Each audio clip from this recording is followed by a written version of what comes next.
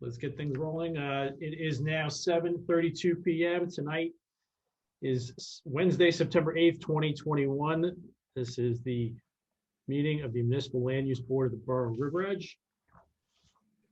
This meeting of the Municipal Land Use Board of the Borough of River Edge is being held remotely and recorded via Zoom due to the COVID-19 pandemic and is in compliance with the provisions of Executive Orders 103 and 104, the Open Public Meetings Act, and associated regulations. Notice of this meeting was published in the Bergen Record on January 20th, 2021, and the Ridgewood News on January 22nd, 2021, posted on the front doors of Borough Hall and posted on the borough's website. The notice included the dial-in and login information necessary for public participation and access to this meeting remotely. A copy of the agenda for this meeting was made available on the borough's website near the posting of the meeting notice and included the dial-in and login information. During the public comment period of this meeting, if you would like to make a public comment, please press the raise hand button on Zoom or dial *9 on your telephone keypad to raise your hand. The board will address you by name or by the last 4 digits of your telephone number. You may mute and unmute yourself by pressing the microphone icon on Zoom or dialing *6 on your telephone keypad. You must state your name and address prior to making a public comment. Members of the public were permitted to submit written comments prior to the meeting via mail or email, which will be read during the public comment period. Couple of housekeeping items just before we call the roll. We're going to impose a curfew this evening of 10:30 p.m.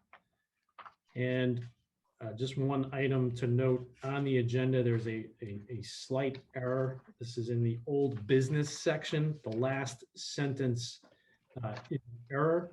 The Perkins matter was carried from 7/14/2021, not due to technical difficulties, but just as a result of timing. So just to make the record clear on that point.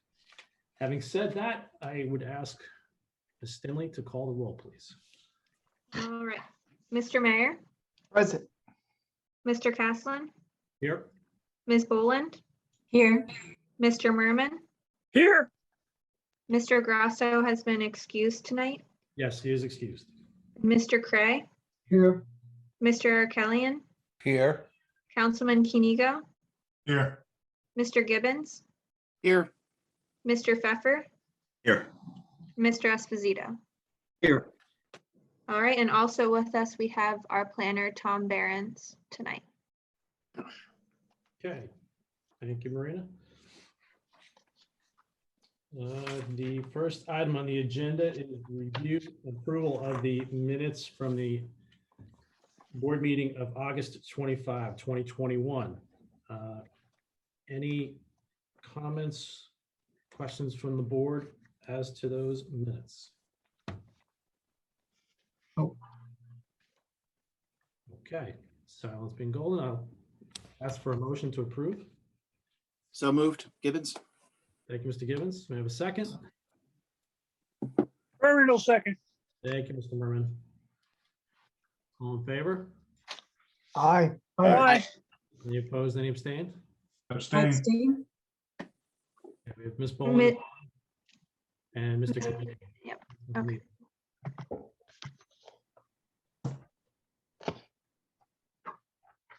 Okay.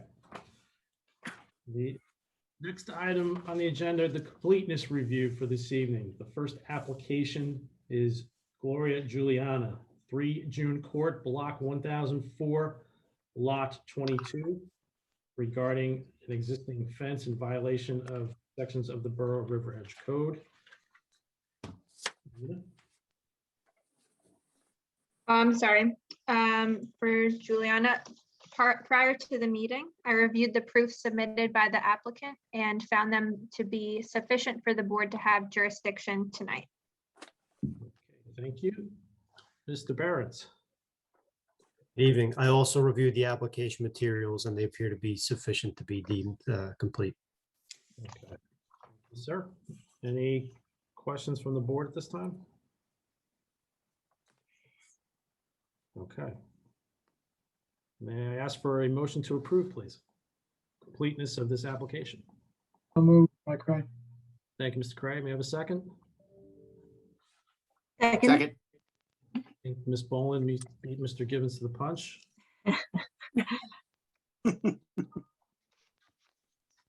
Marina, if you would. call- Okay, Mr. Mayor,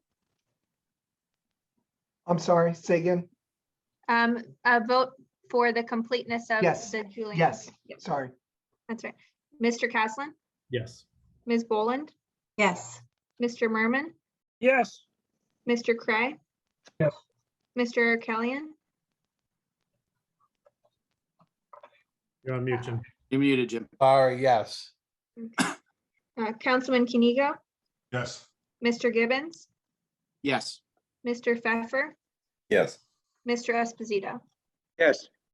Okay, the motion passes. Thank you, Marina.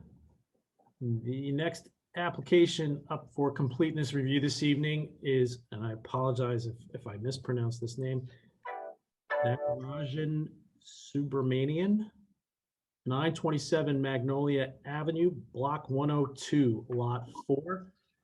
This is an application for approval of a new 12 by 16 foot deck in the rear yard, in violation of maximum lot coverage and maximum improved lot coverage. Marina? Prior to this meeting, I reviewed the proof submitted by the applicants and found them to be sufficient for the board to have jurisdiction to hear the application tonight. Thank you, Marina. Mr. Barron's? I also reviewed the the application materials. One thing I did want to point out, I noticed that I have the application itself, the letter of denial, and the survey diagram. I know I've seen an actual survey of the property, so one does exist. I just don't know the extent to which it's available at the moment. But in any event, the survey diagram does appear to reflect the accurate survey of the property and as it exists. And excuse me, so the materials could be deemed complete in that sense, but I think we should, for the file, obtain the actual survey at some point. Okay. Any questions or comments from the board at this time? Okay, there being none, may I have a motion to approve this application as being complete? So moved. Thank you, Mr. Gibbons. Second. Second. Ms. Gray, on the second. Ms. Dinley? Mr. Mayor, Yes. Mr. Caslin, Yes. Ms. Boland, Yes. Mr. Merman, Yes. Mr. Cray, Yes. Mr. Kelly, Yes. Councilman Kenigo, Yes. Mr. Gibbons, Yes. Mr. Pfeffer, Yes. Mr. Esposito. Yes. Okay, the motion passes. Okay, thank you, everyone. Thank you, Ms. Dinley. The next item on the agenda this evening is in the new business category. Gloria Juliana, 3 June Court, Block 1004, Lot 22. This is an application regarding a violation of the existing fence on the applicant's property. Good evening. I believe do we have the applicant present?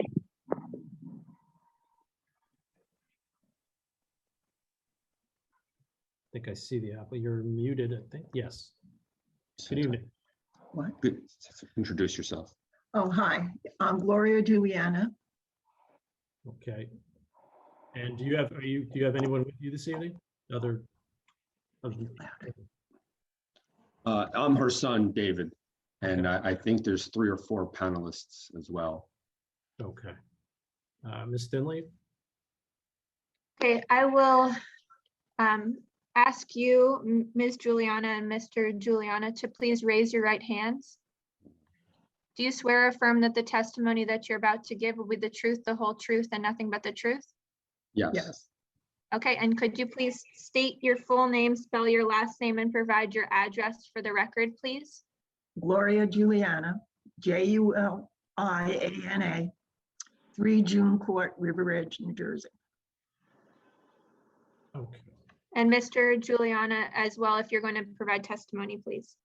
David Juliana, Juliana, and I don't live at 3 June Court. I live in Glen Rock. 3 Eaton Place, Glen Rock. Okay.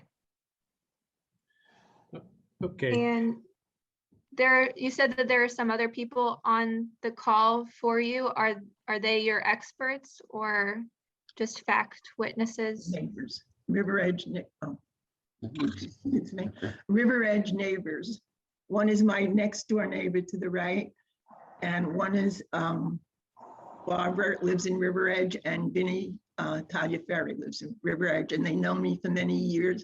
I've lived there for 60 years. Okay, we'll have them provide their comment during the public comment portion of the meeting, okay? Okay. Oh, and Pat Harrison, did I say his name? You said you're next. so would you kindly, for the board's benefit, would you give us a summary of the application this evening? It looks like you're seeking approval of a height variance. I didn't hear the last part of what you said. Just tell them what you want. I'm looking for keeping the fences there, the 6-foot fences. As I said before, I've lived there for over 60 years, and I've never felt a problem or felt insecure. But as of late, I find a lot of intrusions on my property.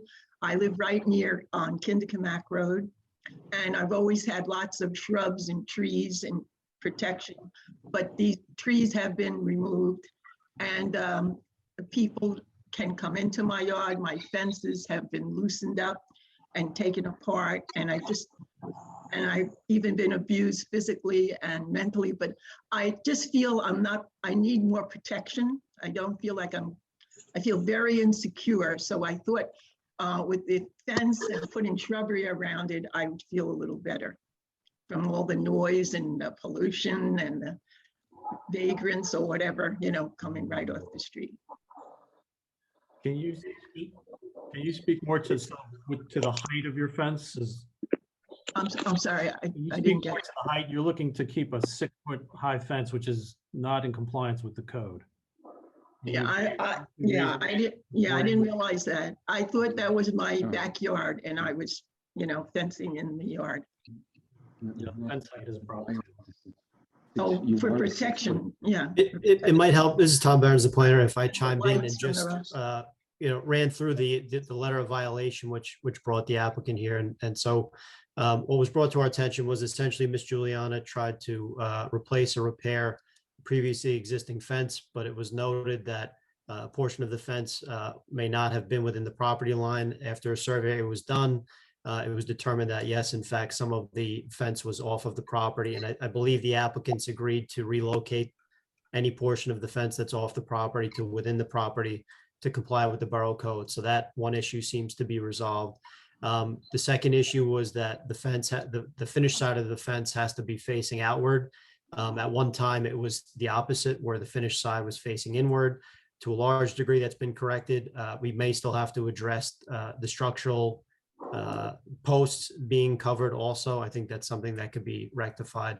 So really the issue is the height at this point of the fence in the front yard. Again, once it's relocated within the property, we're talking about along the easterly lot line where the fence is proposed at 6 feet high, and then along the southerly lot line, which connects the front fence to essentially where the corner of the house is within the front yard area. So the question is, does the applicant have to comply with the strict 3-foot fence requirement of the borough code, or is there justification to allow a 6-foot fence as proposed? And so with that, I'll leave it to the applicant to provide some more testimony on that.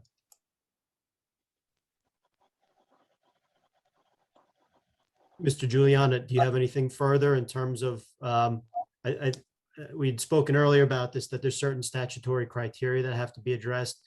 One is the extent to which there might be any hardships facing the property, and other than, and I fully respect the personal, insecurities or the like, but are there any physical hardships impacting the property that warrant the proposed 6-foot fence?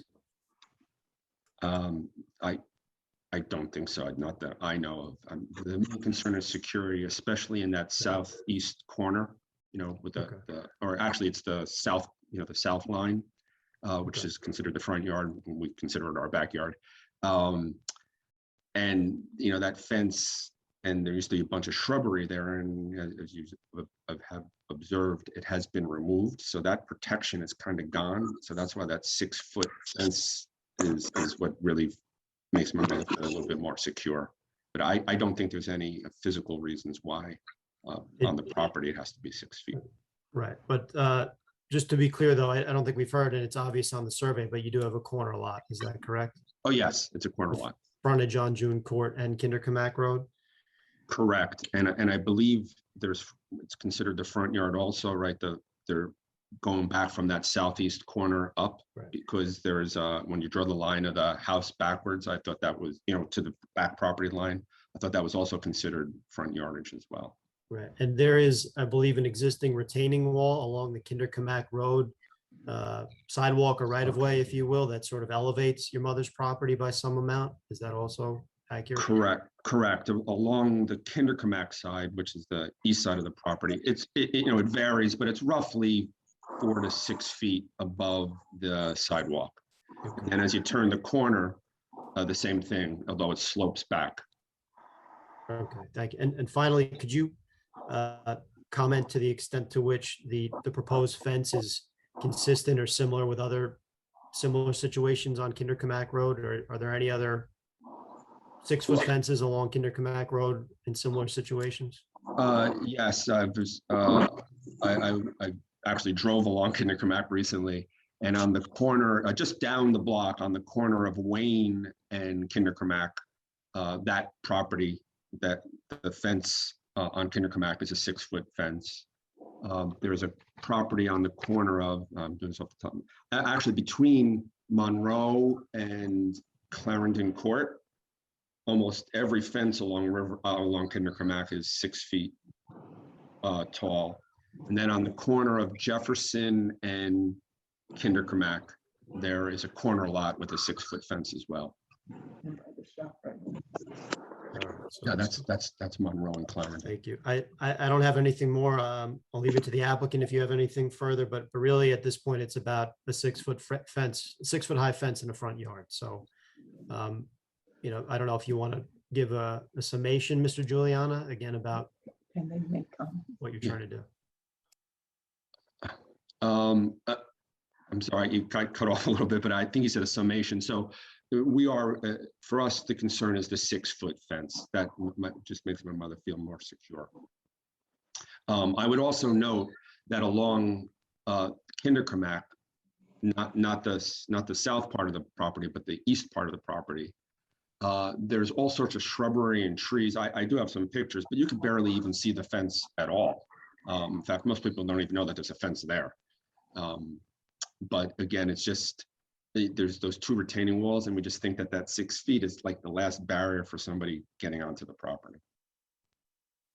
I think just given the time, if the board wants to see the pictures, we can throw them up, but I have nothing else. So it sounds like we can turn it over to the board or the public. You have the ability to share those pictures on your screen, Mr. Julian? I believe so. Okay. I'm not that technically adept, but so I think I have someone else. Let's see, if I hit share screen and then I go into, okay. Can you see my screen? Not yet, no. Oh, still, I'm hitting that green box called share screen. Does someone have to give me maybe permission to share? Ms. Kaufman? Yep, there How we go. about now? Hold Can you on. see my screen now? Okay. Okay. So just real, I know you don't have a lot of time, so I'll try to do it very quickly, just to give you. So this is the front of the house where you see the yellow. This is the corner. We're a corner lot. So the front of the house faces June Court, but on the left-hand side of the picture, you see the sidewalk. This is Kinderkamak. And this grades up to about 4 or 5 feet and stays about the same all the way the length of the property. And the fence is back in here. So that's just an overview. I think I took a little bit more of a close-up So now this is that sidewalk that you saw from farther away. I just got a little closer, and you could actually make out the fence is sort of back up in here. But I also took another close-up so you could actually see the fence. Where is the close-up fence? So here's the fence up in the brush and trees and shrubbery. The part that we're more concerned about, that I keep talking about, is the corner, the southeast corner. So this is my neighbor's property, and this is her driveway, and this is the actual corner. And not too long ago, from this corner back about 10 or 15 feet, there used to be all shrubbery, just like there was to the right. But somehow it's been disappeared. And now this is left completely open to Kinderkamak. So that's why we felt it was important to get that taller fence there. Let me see if I have another close-up of that. Maybe you can see it a little better. So this is a close-up of what I just showed you on a different day. So this shrubbery, which is over here, I don't know if you can see my pointer, used to go all the way around the corner, and it no longer does. So my mom felt very exposed. So when that fence was sort of falling apart, we put up a new one at the same height. I don't, is that? I'm looking at it. So that's not actually along Kinderkamak. That's going back between your property and your neighbor's property, correct? Correct. So can you see my pointer? So can you see my pointer? This circle, this where I'm circling, that's sort of like a catty corner. So it's not, it's not a 90-degree angle. So up until this rock here, that's Kinderkamak. But then if you go back this way, that's between the my neighbor, or my mother's neighbor, and her property. And the part that I think is considered still the front yard is up to about where this tree, it's like 1.5 panels. Okay, anything further, Mr. Giuliano? Because I think that's it. And I just wanted to, those 5 photos that were shown are going to be marked as exhibits A1 through 5. And I just ask that you forward those photos to Ed Alter for our records, please. Okay. Thank you. thank you. You could stop sharing your screen when you have a moment. I'm trying to, stop share. Is that it? Did I do that? Thank you. Thank No, they will. you. At this time, I'd like to open it up to the board for questions regarding this application. Mr. Esposito, I'd like to start with you. I don't have any at this time. Okay, thank you, sir. Mr. Gibbons. I just have a question. I don't know if this would be for Tom. Why is the portion between Mrs. Giuliano and the neighbor further along Kinderkamak, why is that considered front yard? It's I don't understand for- why we're discussing that back. right. So Corner for corner lots, there are 2 front yards, and the front yard constitutes the house, or the line of the house, and the imaginary line that would continue to the side lot line, and anything between the house and the street. And in this case, it's anything between the space between the house and Kinderkamak Road, if that makes sense. And that goes from lot line to lot line. So Okay. That portion of fence, until it reaches essentially the corner of the house, is considered the front yard, where only 3 feet's allowed. Okay, so that's why we have that line in the packet that we got. I've just Right. I've never heard it explained that way. I was always under the impression that for a property like this, it's just along Kinderkamak, and then the front along June Court would be their front yards, the 2 front yards. I guess I've never heard of it being that extra section in the back. Okay. So what was you had a fence there previously, it was falling apart, disappeared, whatever it is. How tall was that fence? 6 feet. Okay, so previously, everything that we're talking about was 6 feet, and you're just now trying to replace it with better fence or new fence. Is that correct? Correct. Okay. Okay, I just wanted to clarify those 2 things. I don't think I have any questions at this time. Okay, thank you, Mr. Gibbons. Ms. Boland? I don't have any questions. Thank you, Ms. Boland. Mr. Cray? I guess one question kind of along the lines of what Mr. Gibbons was asking about. If I guess along Kindercomack, the shrubbery and trees, they're kind of still there. And it's like the gap that's creating concern for you is on that kind of return between the two properties. If the board agreed to say, hey, we'll allow a variance on that portion that's coming back between the two properties, but reduce what's along Kindercomack to kind of comply with code, would that be, kind of an acceptable middle ground for you? I guess we would. That, like I said, you hit the nail on the head. It's that corner that's really of concern. And if that's what would allow us to keep the 6 feet on that, I'm calling it the corner, but Right. yes, I think that would be acceptable. I know my mom does prefer the 6 feet though, but yeah, that would be acceptable. Okay, that's all I've got. Thank you. Thank you, Mr. Craig. Mr. Pfeffer? Yeah, thank you. Just a couple of quick questions, I think. Has there been any problem with the neighbor to the rear of the house? Was there any history of incidents where you feel like that particular area is giving you grounds to be insecure? Well, I'll speak and then I'll let my mom speak. There's been quite a few run-ins, if you will, and quite frankly, right now we have a case, a court case filed with harassment and abuse, and with that back neighbor. So and assault, actually, not abuse, assault. And so that's another reason why we want the 6 feet. So because it happened over.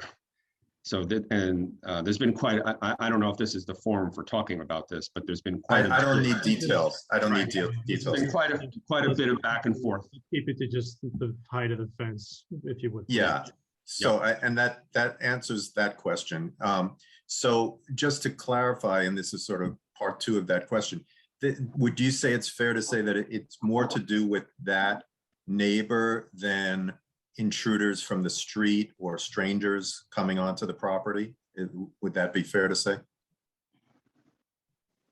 Well, Yes, I think so. Yes, I lived there long. I never had problems before. There's been intrusion, and that's why I have some of my neighbors to vouch for, why they think I need the fence as well. Okay, so I guess part of the reason for those questions that I asked was my initial question was, in my mind was, you can have a 10-foot high fence in back of your house, but your front of the house doesn't have any fence at all. So if it was a question of sort of preventing intruders from coming on your property, the whole front of the house is exposed and accessible. So that's why I was asking that question.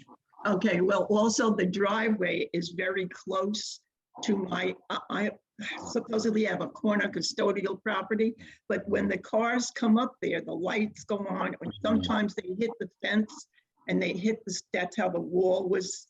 I had a retaining wall that was disintegrated and so on. Yes, well, the fence is on top of the wall, and when you degrade the wall, the fence collapses.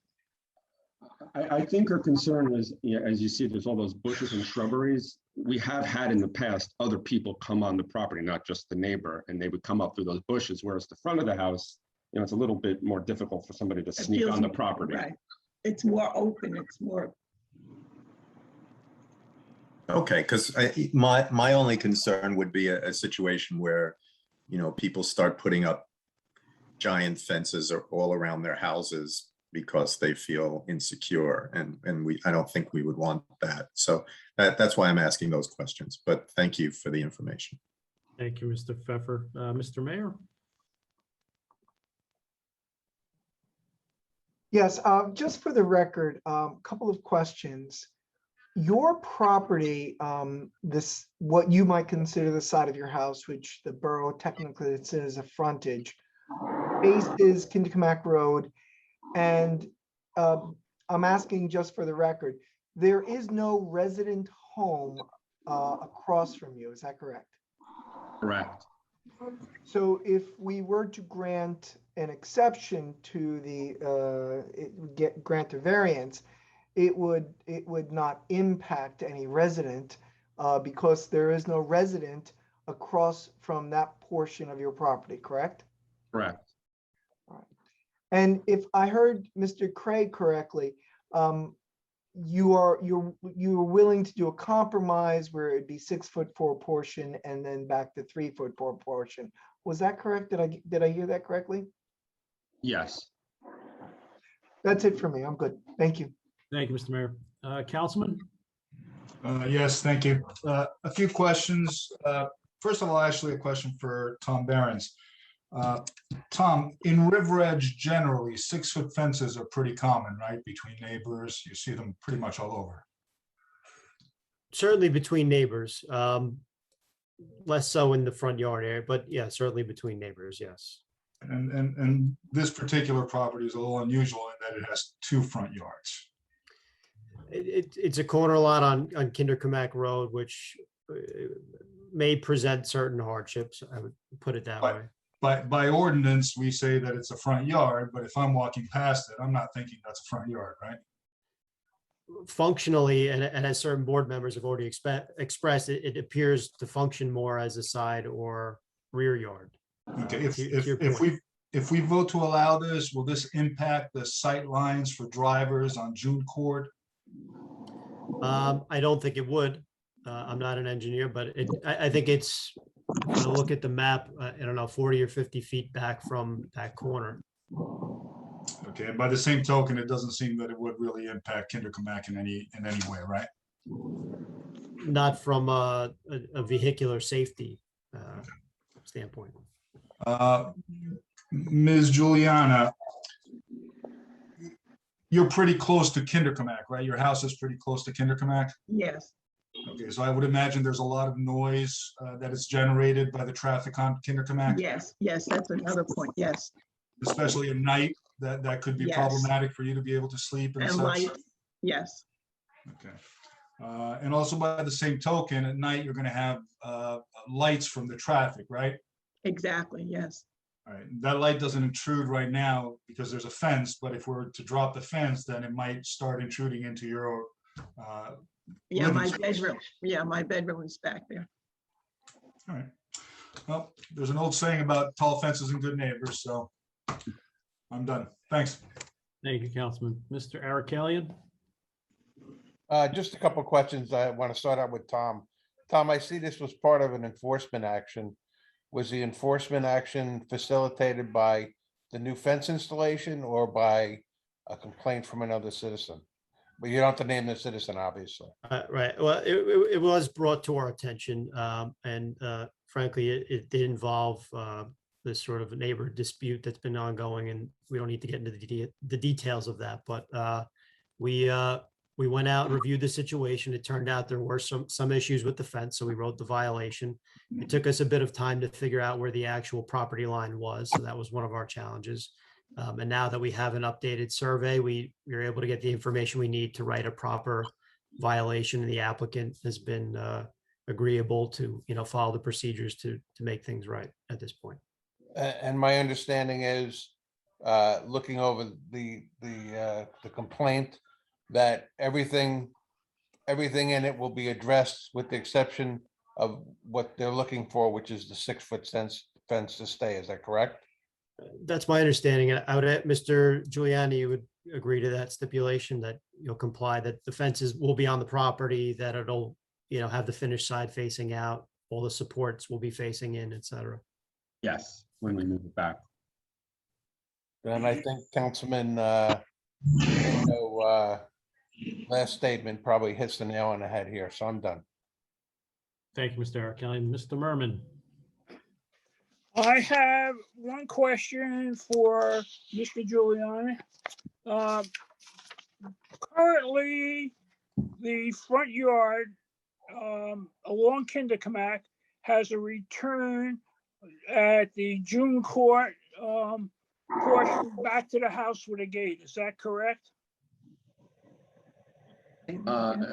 I I think so. There's a gate going into our backyard, but what's considered the front yard, yes, there's a little gate that you go walk through. Right. Going to the So backyard. in essence, there is a fence from the northeast corner of your dwelling, which is the corner by the driveway on June Court. Correct. That currently runs towards Kinderkamack, and right now along Kinderkamack right away, and then returns to what we generally call the rear yard property line. So there is an enclosure for safety. Yes. Okay. Fine. Tom, for the record, can you tell us or read into the transcript the requirements for what is considered a front yard fence, the height and so forth? I can, just bear with me while I get that portion of the code up. I'll have that in just a second. What is the height? Is it 3 feet? 3 feet in the front yard. Yeah, Yes. 3 feet required. in what's termed a front yard. Right. Is that fence to be open or solid or any language on that? I don't believe it specifies. I'm getting to that portion. I think it deals primarily with the height and doesn't speak to the openness or, Okay, whether it's solid or not. all right. But in generally speaking, also what we call the suite side should be to the public rather than to the homeowner, correct? Right, the finished side, Okay. as the ordinance states. All right. So what we're really looking at is the height of a replacement fence along the Kinderkamack side and the return of that fence as it goes along the property line in the rear. Correct. I think we've already established that one of the main concerns is the height of that return along the rear yard. And I believe the discussion was 6 foot. Right now, the ordinance says anything coming along Kinderkamack, since it's considered a front yard, would be limited to 3 feet high. I am thinking that instead of it being 3 feet high along the Kinderkamack section, perhaps the board could go to 4 feet as a compromise, since there's a 6 foot plus or minus height differential, some rock retaining walls, and extensive vegetation in there. I think that could work, and I might suggest that the rest of the board members consider that. I'm done. Okay, thank you, Mr. Merman. At this time, I'd like to open it to the public. Mr. Chairman, can I just interject for 2 minutes, 2 seconds? Good evening, Mr. Costa. Yeah, just in the application, I think, Tom, it actually says it's a spruce wood stockade fence, so it's a solid fence, 6 foot tall. But I just for the board's clarity also, if you go up Kinderkamack Road, and again, it's not really I know it's considered the front yard, but it's really the rear property of the house. This board that passed has approved it on Wayne. Many years ago, the corner house on Wayne and Kinderkamack where the bus stop is. So there's a fence sitting on top of a retaining wall there. There was an argument made on that. If you go a little bit further up, Clarendon Court, all of those homes, to protect all of those homes, obviously the fence is much higher. And again, I don't think this would set a precedent. And again, Tom, we both have planning licenses, but I think this is certainly a little bit different. And again, not to get into the two neighbors. I was out there numerous times. Tom has been there numerous times. I know I spoke to the son numerous times. And again, whatever's going on in court, that really has nothing to do with this. But again, that's the only thing I want to chime in about. Thank you, Mr. Costa. I'd like to open it to the public for comment at this time. Yes, hi. My name is Pat Harrison. Can you guys hear me? Yes. Oh, I am her neighbor at 5 June Court on the. I'm sorry, Mr. Harrison, just 1 second. And we've got, We have to, the board has to take a motion. Oh, Yeah. Hold on 1 second. So I'll accept the motion to open to the public. Mr. Gibbons, you had I'll made make- that. Yes, I'll make that motion. Have a Second, Merman. Thank you, Mr. Merman. All in favor? Aye. Aye. Any opposed, any abstain? Okay, we are now open to the public. If, okay. My name is Pat Harrison. I am her neighbor on the west exposure, going in toward the cul-de-sac and toward June Court. The And fence could has you been up- please just state your address as well? Yes. Everyone must state their full name and address for the record. Thanks. Okay, my full name is Patrice Harrison, address 5 June Court, River Edge, New Jersey. thank you. Please Okay. continue. Yes, the fence in question, I travel every single day to work. It doesn't affect the line of sight at all. I make that southern turn onto Kindercomack going toward Route 4. So it doesn't, it doesn't cause any line of sight problems because I make the turn every single day. And also, as the other gentleman was saying, that is almost like the backyard facing Kindercomack. And so I just feel it would provide her better protection at a 6-foot fence, because again, that's directly on Kindercomack where you have people walking in the middle of the night, so on and so forth. So, Okay. yeah. Thank you for your input. Ms. Kaufman, do we have somebody else? I have. Can I speak?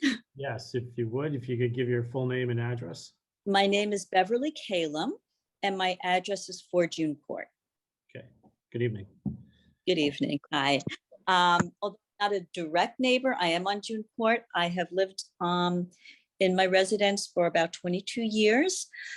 And as far as I know, the fence has always been 6 foot tall. It has never obstructed my view.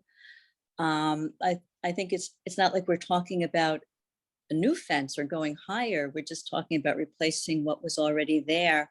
I also never thought of it as a front yard, as a kind of, the front yard, in my opinion, faces June Court. And I know technically because it's a corner house. And again, I do walk my dog all over River Edge. I do notice other fences that are high. I know typically we might not do a 6-foot fence in what's considered a front yard.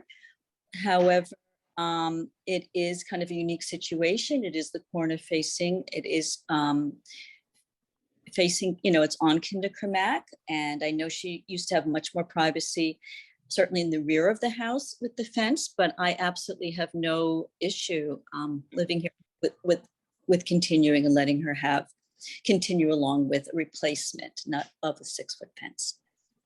Okay, thank you for your input. We do have one attendee, so if you would like to speak, you can raise your hand and I will allow you to. Does not look like that person wants to speak. And I believe that there are some other panelists Yes. listed. And if you'd like to speak at this time, you can either raise your hand physically or on Zoom as well. It's like Mr. Tagliaferri. I think he's just muted. He's muted, yeah. If you could unmute yourself. Hit the space bar, Mr. Tagliaferri. I think I got it. Yes. Yes, you do. Good evening, sir. Okay, good evening, sir. Vincent Tagliaferri, 215 Beach Drive South, River Edge, New Jersey. I passed that block many times. We have a driving school, and I know Mrs. Giuliano very well. I agree with Mrs. Kellum. There'll be no problem with a 6-foot fence back there. This lady's been through a lot of harassment with that neighbor many years, and I wish you would grant her that fence. Thank you. Okay, thank you for your input. Anyone else? Okay, I see another individual. Yeah. You can unmute yourself and speak now. I think you just have to press the space bar if you're on your computer.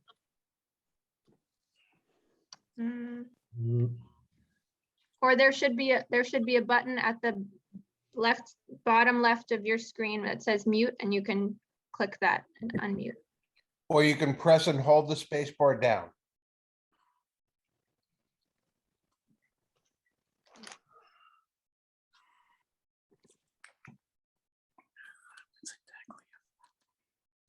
Ms. Kaufman, are you able to unmute her? I am not. Okay.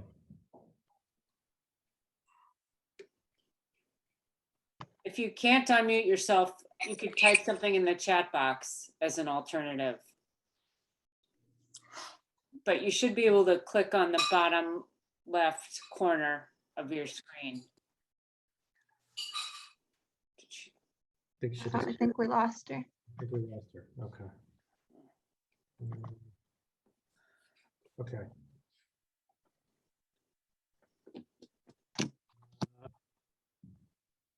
Now we have a Julia. She was Juliana 3, no? Yes, she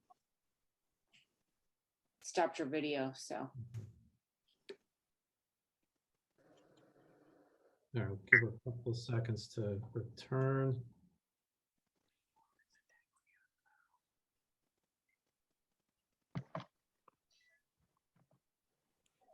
Oh, okay. There we go.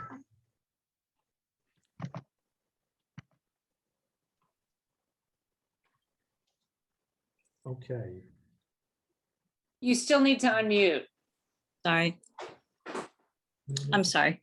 If you take your cursor, if you take your mouse and you hover over the lower left corner of the screen, you'll see a mute and unmute button show up. It's a microphone. There we go. All right. We should be able to hear you now. I just want to say that I agree with the other people who have posted Sorry to comments. interrupt. Before you start in, could you give us your name and your address for the record, please? Surely. My name is Barbara Steinman. I live at 315 Olympia Drive in River Edge. I've known Gloria for the past 50 years that we've lived in River Edge.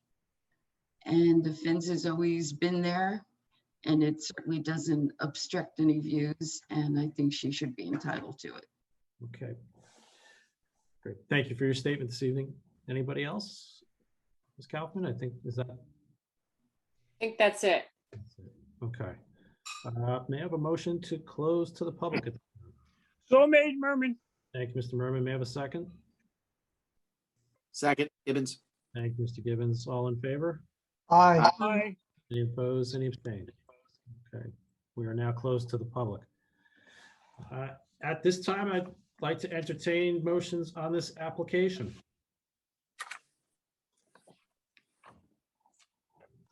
I'll step up. Considering the circumstances and particularly some of the testimony we've heard, as well as my own visual aspects of driving down Kinnicamack Road and seeing those 6-foot fences all the way down from, I don't know, Monroe, all the way down south to Main Street. I don't see why we should deny this application. So I'd like to make a motion that we approve the application. Yes. Under the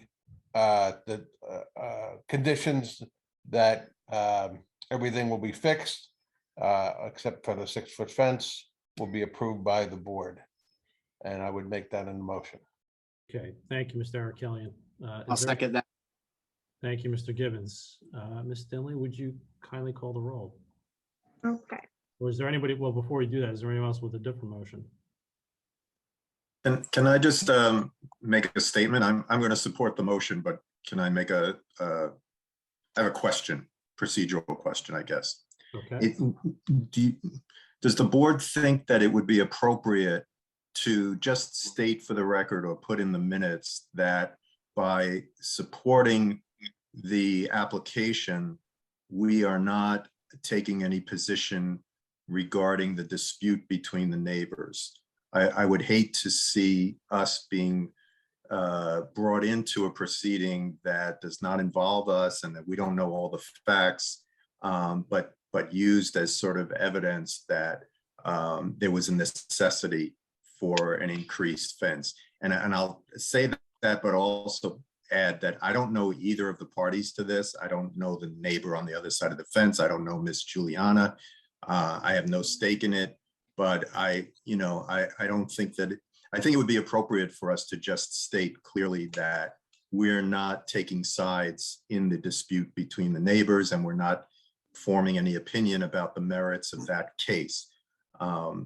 We're simply voting on the application based on what we've heard tonight and whatever evidence was presented to us. I think that's a valid point, Mr. Pfeffer, much appreciated. Certainly, we've been careful enough this evening, I think, at various junctures to be clear that we're not, this is not the forum to deal with any of those claims. But I think out of certainly, since there is existing claims being heard in an ongoing matter, I think it would be prudent to include some language in the resolution. Any comment on that? Mr. Chairman, I have a comment on the motion. It's my Mr. personal Merman, opinion. Mr. Merman, hold that thought for 1 Oh, second. okay. I thought you All were right. done. Just to Mr. Pfeffer's point, we can put a note in our resolution that about that comment, and then the board can decide if they approve that in the memorialization. Okay. Sure. Thank you. Thank you, Ms. Stanley. Thank you, Mr. Pfeffer. Mr. Merman? Okay, regarding the motion, it's my opinion that the 6-foot high proposed fence is only required in the southeast corner, not along the whole front yard of Kinderkamak. It's my opinion regarding the motion. Okay. Duly noted. Thank you, sir. All right. Ms. Stanley, we have calling the roll on the motion by Mr. Arkelian, please. Okay. Mr. Mayor, Yes. Mr. Caslen, Yes. Ms. Boland. Yes. Mr. Merman, No. Mr. Cray, Yes. Mr. Arkelian, Yes. Councilman Kenigo, Yes. Mr. Gibbons, Yes. Mr. Pfeffer, Yes. Mr. Esposito. Yes. The motion passes. Okay. Thank you very much. Thank you, board. Thank you, Mr. Juliana, Ms. Juliana. Thank you. Thank you for your time. Thank you. Okay.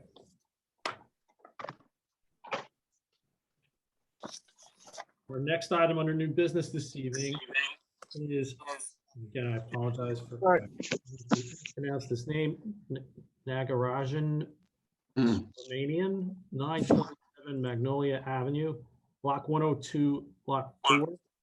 Construction 12 foot by 16 foot deck in the rear yard, seeking relief from the maximum lot coverage and maximum improved lot coverage.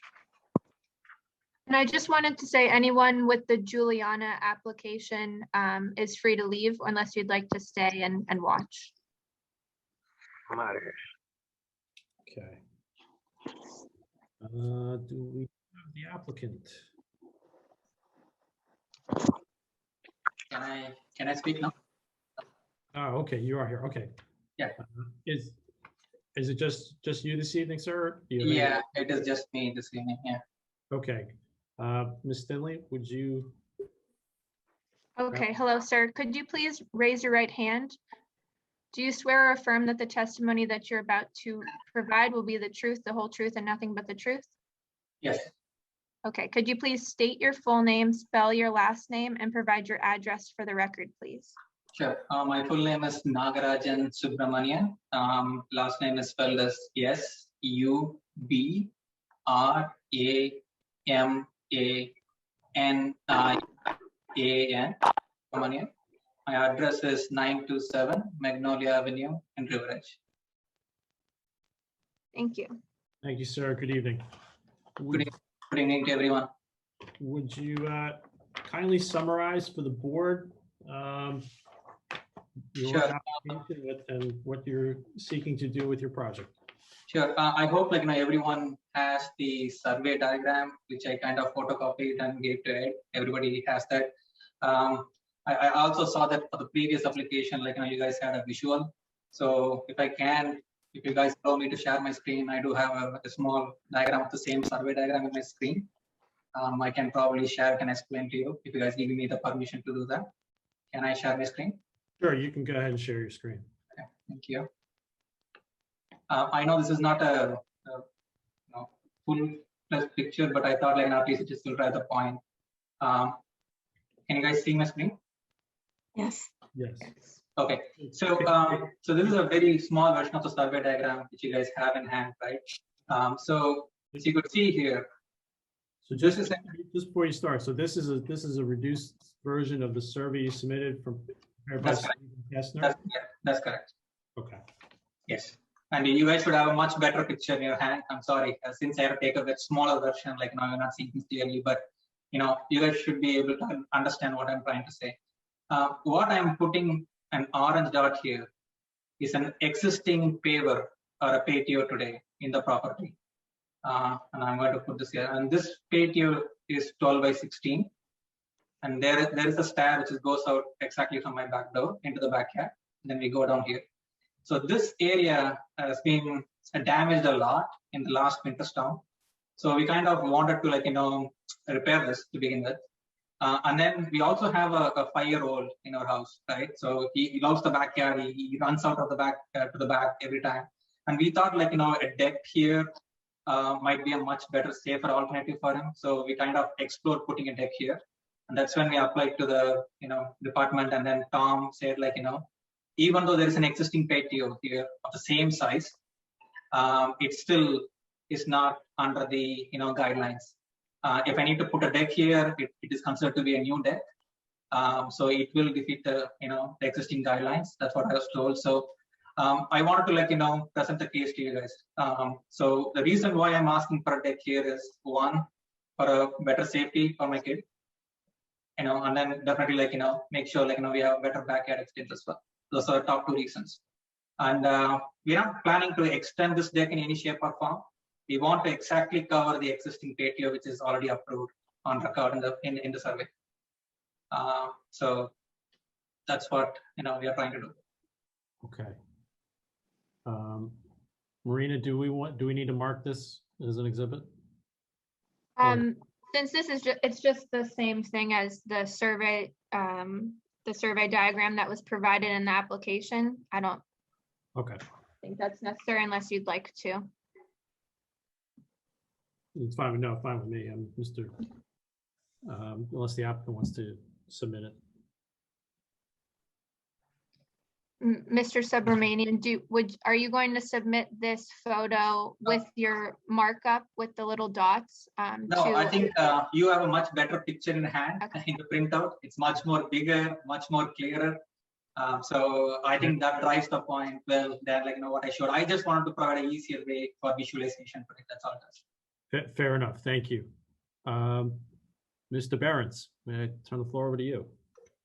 Just a few questions. Again, the application is really a swap for a deck for the existing patio. The applicants expressed that it would improve the safety and functionality of the situation back there.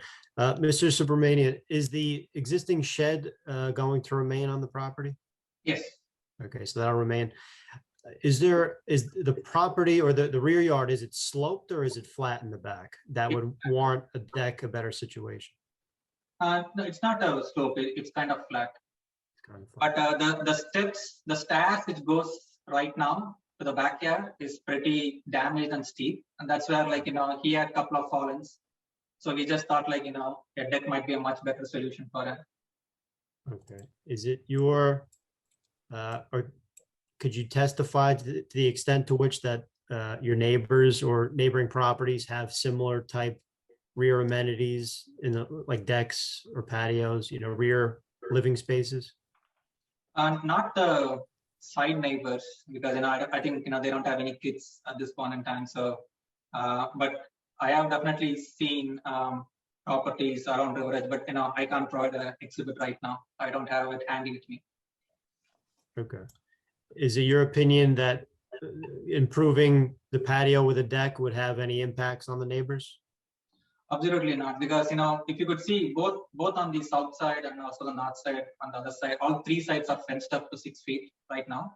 with fences, nobody will be able to even see the deck in its entirety from their backyard. All right.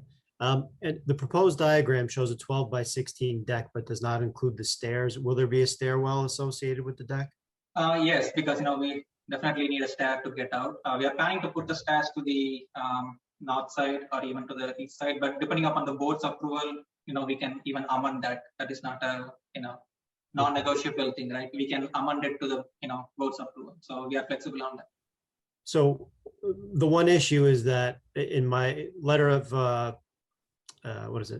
notice of violation or letter of denial rather, that I noted that the stairs were not included in the improved lot coverage calculation. So I don't know if when you noticed if you factored that in or not. If you didn't, you'd have to stick with the 41.1%. If you did, then you'd be entitled to that larger amount to apply for. One other proposal which I can give to the board is, we don't need to make this deck 12 by 16. You can also go by 12 by 15 if that helps us to get the approval. Maybe that will accommodate the stairs in terms of the variance and keep it to 40 or 40.5, whichever is acceptable to the board. Just from a mathematical standpoint, I think the 12 by 14 would get you there with the steps approximately. So would that be acceptable? Definitely. And as I said, the key is the functionality back and the safety for my son. I have no further questions at this point. Okay, thank you, Mr. Burns. Let me open it to the board for questions at this time. Ms. Boland, may I start with you? I do not have any questions. Thank you, Ms. Boland. Mr. Eric Elliott? I have nothing. Thank you, sir. Mr. Pfeffer? Nothing. Thank you. Thank you, sir. Mr. Esposito? Nothing. Thank you, sir. Mr. Mayor? So if I understood correctly, the applicant is willing to go to a 12 by 14, which is 2 feet less, and that should get them to the 40%. Tom, is that correct? Not necessarily to 40%, but to the amount that they have applied for. So the existing patio, as exists 12 by 16, is at 41.1% or so. And so when he wanted to replace, or his proposal to replace the deck, the patio with the deck, doesn't factor in an additional coverage amount for the stairs, which is probably around 24 square feet or so. So if he reduces the deck by 2 feet, he'll make up that 24 square feet essentially. And would then at least not have any notice issues. But to answer your question, he's slightly above 40%, but the deck would be slightly smaller than the existing patio. It would be slightly smaller than the existing patio. Right. The patio that exists today is 12 by 16, and the applicants agreed to a 12 by 14 deck. I see. No further questions at this time. Thank you, Mr. Mayor. Mr. Councilman? I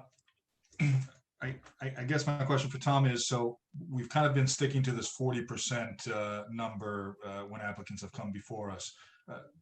By voting yes with the reduced size to the 14 feet, are we still in line with that 40%? I think that's what we as a board need to understand a little more clearly. And if not, then what does he need to do to get us in line with that number that we've been telling everybody who comes up before us? That's kind of the hard number. Right. I mean, it appears that he's at, with the reduction, with the 12 by 14 reduction, he's at about 41.1%. So he's got a 7,500 square foot lot. So 1% of that is 75 square feet. So in order to get to that point, you'd need to shave off an additional 3 feet of the deck. So you'd be looking at a 12 by 11 deck approximately. Approximately. I'm always for trying to help our neighbors and homeowners here in town, but we've been pretty stringent with this 40% number, and I think we need to stay consistent. So, I would say that we need to find a way to get them down to 40%, because looking at the house itself, which I pulled up earlier, that's a big house. So with that in mind, I think we need to get to that 40% number however we can get. That's my only comment. Thank you. Okay, and Mr. Subramania, to that point, is the shed negotiable? Yeah, definitely. I mean, if you eliminate that, then you could have, I mean, frankly, you could get back to the 12 by 16. I mean, that's certainly up to the board, but I mean, getting rid of the shed buys you about 100 square feet, give or take, possibly more. Oh, I didn't know that shed was considered in this, so that's news to me. Okay, that's an option, definitely. Okay, something for the but, board to consider. Okay, but otherwise, the option you just said to get me to 40, even though currently, you know, the approved is 41.1. In order for me to get to 40 is 12 by 11 or 12 by 12? Approximately, based on my very rough and quick calculations. Okay, I mean, seems to be fairly I can definitely work with my builder to see, like, you know, what we can do to get to that point. You know, I'm definitely flexible to consider that. Either we shave off the shed or, like, you know, we can work with the deck, you know, dimensions to see if we can get to the 40. Okay, well, are you, I mean, the board, I mean, you could certainly have your application carried, but I think the board would be maybe willing to make a decision tonight. I guess they need to know whether or not you're going to eliminate the shed or not. And if you're going to, you know, what the exact size of the deck is, it you know, it sort of has to be a definite answer right now, unless you want to carry. No, I get it. So either eliminate the shed or it's 12 by 11, right? If you keep the shed, it's 12 by 11. If you get rid of the shed, it's 12 by 16. Okay. Can I consult my wife just for a minute? Will that be okay?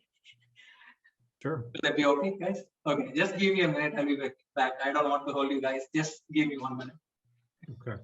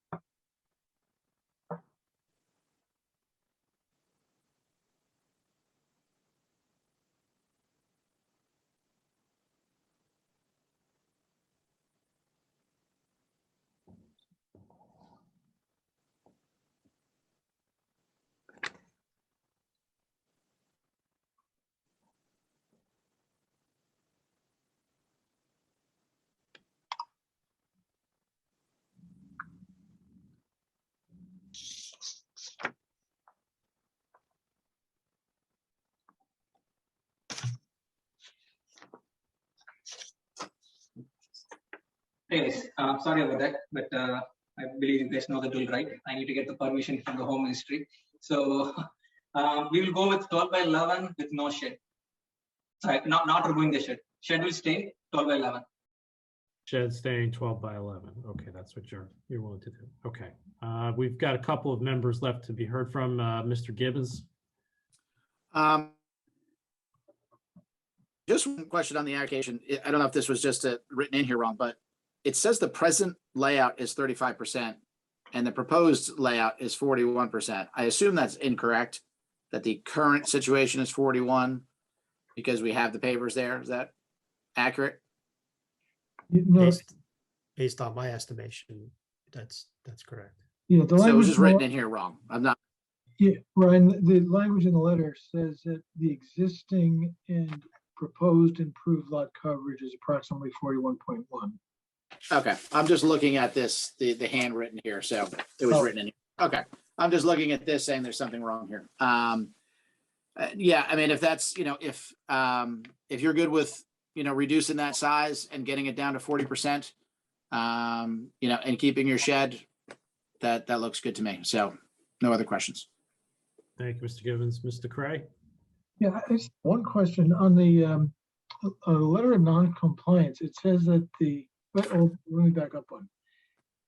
As far as what was submitted, the plan was to replace the pavers with a deck of the same size, correct? No. Yeah. Okay. Yes, a 12 by 16 deck in place of a 12 by 16 patio. And then Right. he didn't account the stairs that might be necessary. But Right. in the letter of non-compliance, the first note says that the maximum lot coverage is currently 26 and the proposed lot coverage is 28, which I'm not understanding. Well, so there's two variances being requested, and maybe that hasn't been clarified yet, but so the lot coverage variance is one, and the existing condition is approximately 26%, and the 192 square foot deck bumps that up to about 28%. Oh, okay, the pavers are not lot coverage. Or are they? Right. Lot coverage can be thought of as building coverage, which includes building structures, deck sheds, and the like. All right, then that's what I wanted to know. Okay, thank you, Mr. Craig. Mr. Merman? Couple of quick questions. This looks like a newer dwelling. Can I ask the applicant when you purchased the dwelling? I purchased it 2018, 2083. 2018. Yeah, okay. but I think the house itself is built, I think it's a 2007 built house. 2007 is when the house was built. 2007, Mr. Merman. 2007? That's what Yeah.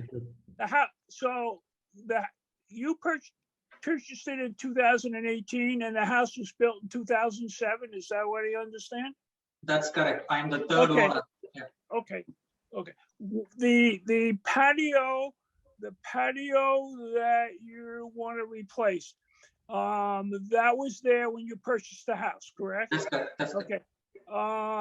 And is it? Do you have any feeling as to if that was there before they built this house, or what? No, I did look at some old pictures when I purchased the house. The patio was always there. Okay. What I'm getting at is we've had a rash of home improvements that were built right up to snuff of the allowable. In this case, it looks like it was a little bit over the allowable, from 25 to the 26% we just discussed. And I think that what we're looking at probably might fall into that category of builders building right up to the edge, and then later on somebody adds a patio or a deck and we have problems. That's the first part. The second part is I'm all in favor of adjusting the deck and or the shed so that the maximum approved coverage equals or does not exceed the 40%. That's all the comments I have, Mr. Chairman. Thank you, Mr. Merman. All right, at this time, I'd like to open up to the public for comment. I have a motion. Okay, I think I have Mr. Cray with a motion and Mr. Gibbons on a second. All in favor? Aye. Aye. Opposed, any abstained? Okay. Ms. Kaufman, anybody in the audience? Yes. So if anyone has a question, just raise your hand and I will allow you to speak.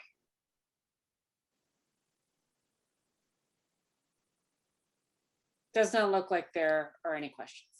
Okay. Thank you, Ms. Kaufman. That being the case, may I have a motion to close to the public? So made, Merman. Thank you, Mr. Merman. Have a second? Second? Thank you, Ms. Boland. All in favor? Aye. Aye. Aye. Does any abstain? All right, we are now closed to the public. At this time, I would like to entertain a motion on the application from the board, please. I can make that motion. I would propose that block 102, lot 4, otherwise known as 927 Magnolia, receive the variance relief to install their deck, not to go over 40% coverage on the property. That's for the improved lot coverage, and then we also have a variance request for total lot coverage. So then it would also to include the increase of the lot coverage to 28%, I believe, is that the correct number? Yes. Okay, so allow the overall coverage to 40 and the lot coverage to 28. Okay. Thank you, Mr. Gibbons. Is there a second? And then I just had one other comment about the applicant providing an updated survey based on Tom's recommendation earlier. Okay, so that would be pursuant to them supplying that before anything is memorialized. Okay, I'll second the motion, Merman. Okay. Thank you, Mr. Lee. Ms. Lilly, when you're ready, would you call the roll? Okay, Mr. Mayor, Yes. Mr. Caslin, Yes. Ms. Boland, Yes. Mr. Merman, Yes. Mr. Cray, Yes. Mr. Arkelian, Yes. Councilman Kinigo, Yes. Mr. Gibbons, Yes. Mr. Pfeffer, Yes. Mr. Esposito. Yes. Okay, the motion passes. All right. Thank you, everyone. Thank you, Mr. Subramanian, for coming in this evening. Thank you, everyone. You can drop off now if you'd like. Okay, thank you. Thank you all. You can stay if you'd like to, either way. This time, the next item on the agenda for this evening is old business. This is an application that was carried from our meeting of July 14, 2021. This is Paul I. Perkins and Belkis A. Almanzar Perkins. Address of 311 Kindercamack Road, block 1004, lot 26. This is an application for subdivision of a parcel into 2 new building lots. We heard prior testimony at our last meeting. I believe the applicant is here this evening. Mr. Chair, Yes, sir. Oh, Mr. Mayor, yes, Mr. Mayor. does this you- constitute a D variance? It does. Mr. Mayor, you and Councilman Kinigo are excused at this juncture. So just for the public's edification, we cannot remain for a D variance, and that's why we're being excused. Is that correct? That is correct, Mr. Mayor. Thank you for the clarification. That's okay. I just wanted to be part of the video record and, thank you all and good night and Enjoy great the work. Good night. Thank you, everyone. Good night. Good night. Good night. Okay. Now that we've got the procedural aspects taken care of, Mr. Barrett, good evening. Good evening, Mr. Chairman. And you have your client with you this evening, and I believe you're professionals. Is that correct? I do, that is correct. Okay.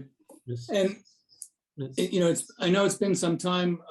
We last appeared actually on June 23rd, although the minutes indicate that we were there July 14th. We didn't attend because at that time, the board was only going to have 6 members present. And we asked that it be carried at that time. So due to the passage of time, I don't know how much of the testimony, if any, that you want repeated, or if you just want us to move forward, if there are any questions of the board members, whatever the board's pleasure is. I know we have a little bit more time tonight than we had last time, although I'm sure none of us want to be here until 10:30 if we don't have to be. Okay, thank you, Mr. Barrett. Ms. Stanley, why don't we get everybody sworn in, and then we'll check with the board and open for questions. We'll proceed. Okay, so based on my notes, we did original completeness for the application on May 26th. We had technical difficulties. The applicant came back for the first round of testimony on June 23rd, and then we carried the application on July 14th, as Mr. Barrett said. At the June 23rd meeting, we swore in the applicant, Mr. Perkins, the planner, Ms. Gregory, and the engineer, Mr. McClellan. So their testimony tonight will continue to be under oath, and anyone else additional will have to get sworn in. Yes, we have both of our architects with us tonight. And they are identified, Mr. Latour and, put my glasses on, Mr. Paredes. So they have not yet been sworn in. Okay. So I will start with both of you gentlemen. You could both raise your right hand. Mr. Latour as well. Okay, there we go. Do you swear or affirm that the testimony that you're about to give will be the truth, the whole truth, and nothing but the truth? Yes, I do. And I think Mr. Latour is just on mute, but we can start with you, Mr. Paredes. If you could Paredes, yes. please, Paredes, I'm sorry. Could you please state your name, spell your last name, and provide your address for the record and give the board some background on your education and if you've ever testified before the board before? Absolutely. My official first name is Tampikos Paredes, T-S-A-M-P-I-C-O-S, Paredes, P-E-R-I-D-S, 48 Cooper Place in Harrington Park, New Jersey. I'm the owner of Architect Designs, the architectural firm that was retained to do the project.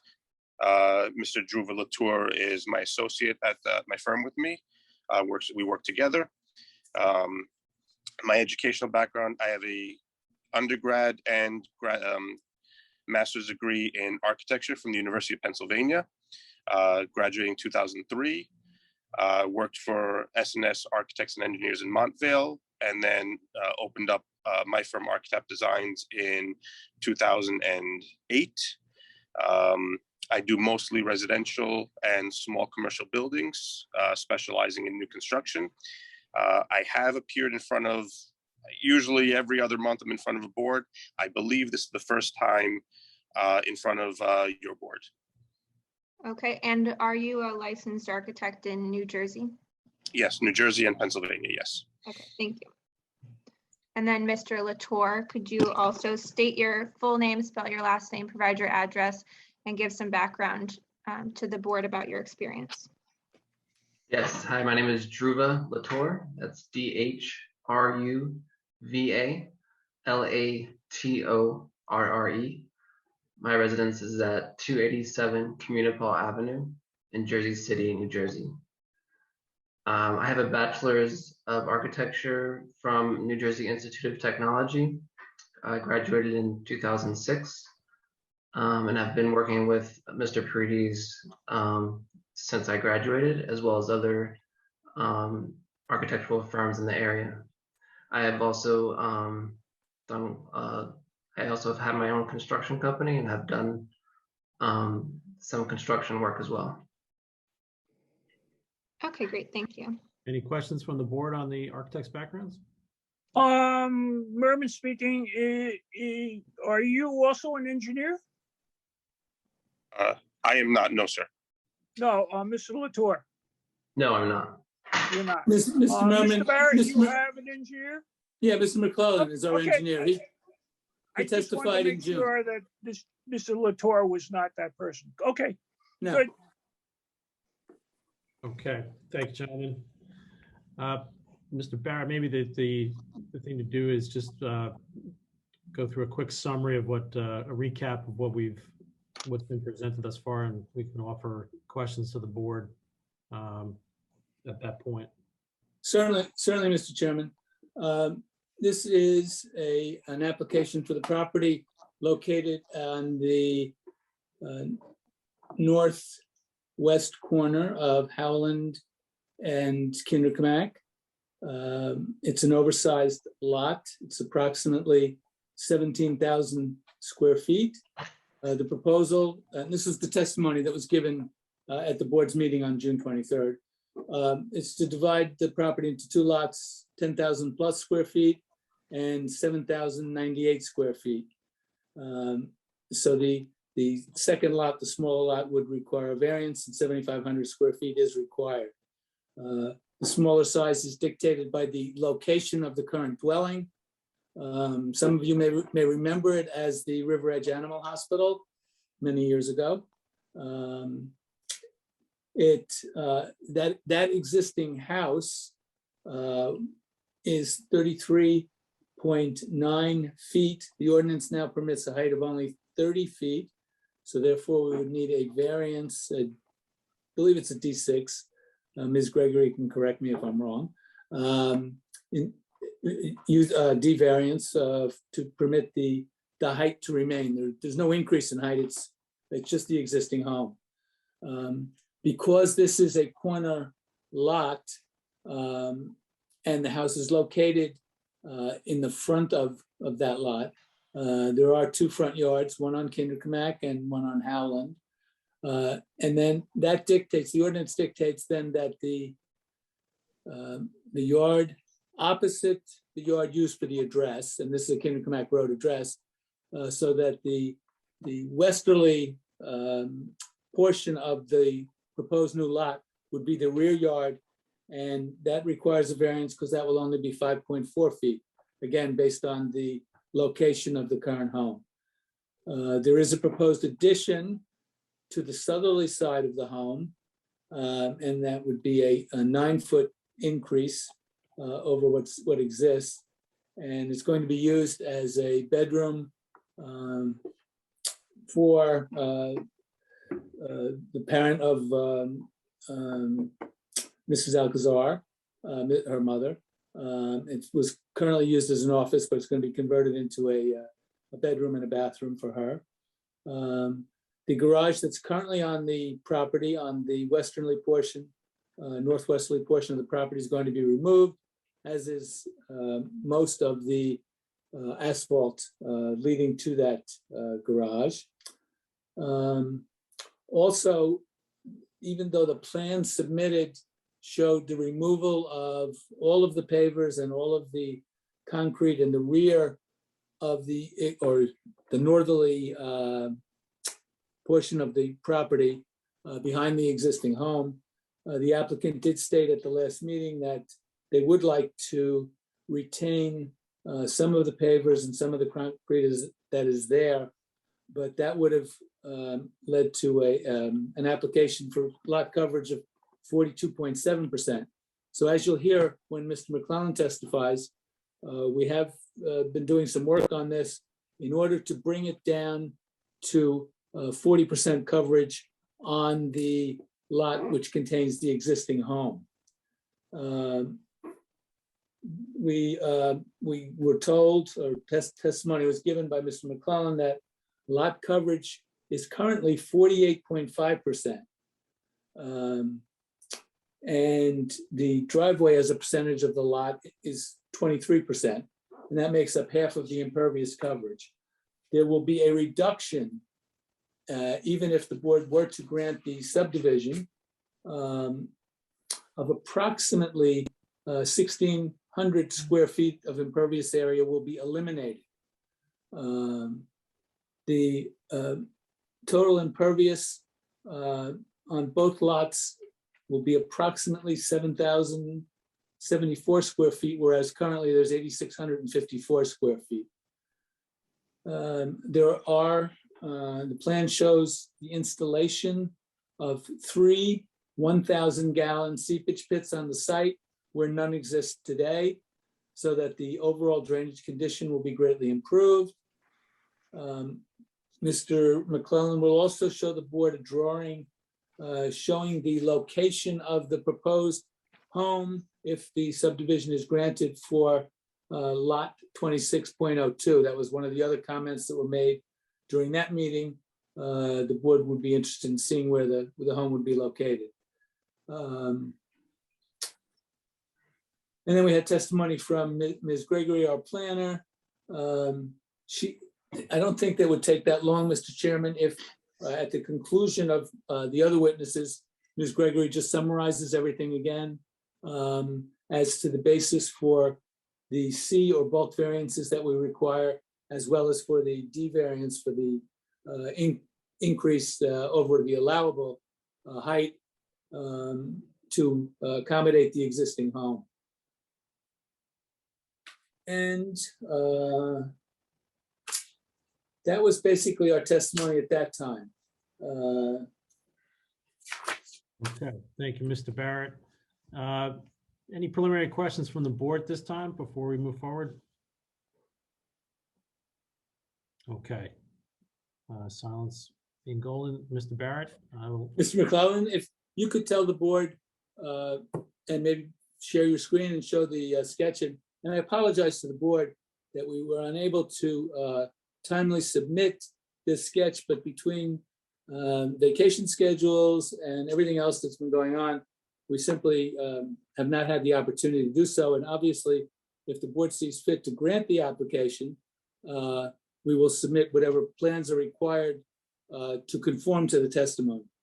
So, Mr. McClellan, if you could show the board what we're trying to accomplish here, both in terms of the impervious coverage on lot that you've titled 26.01 and the location of the dwelling, et cetera, on 26.02.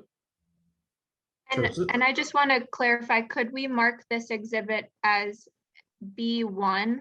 And then could you just explain, as Mr. Barrett described before? Sure. So this is an exhibit I created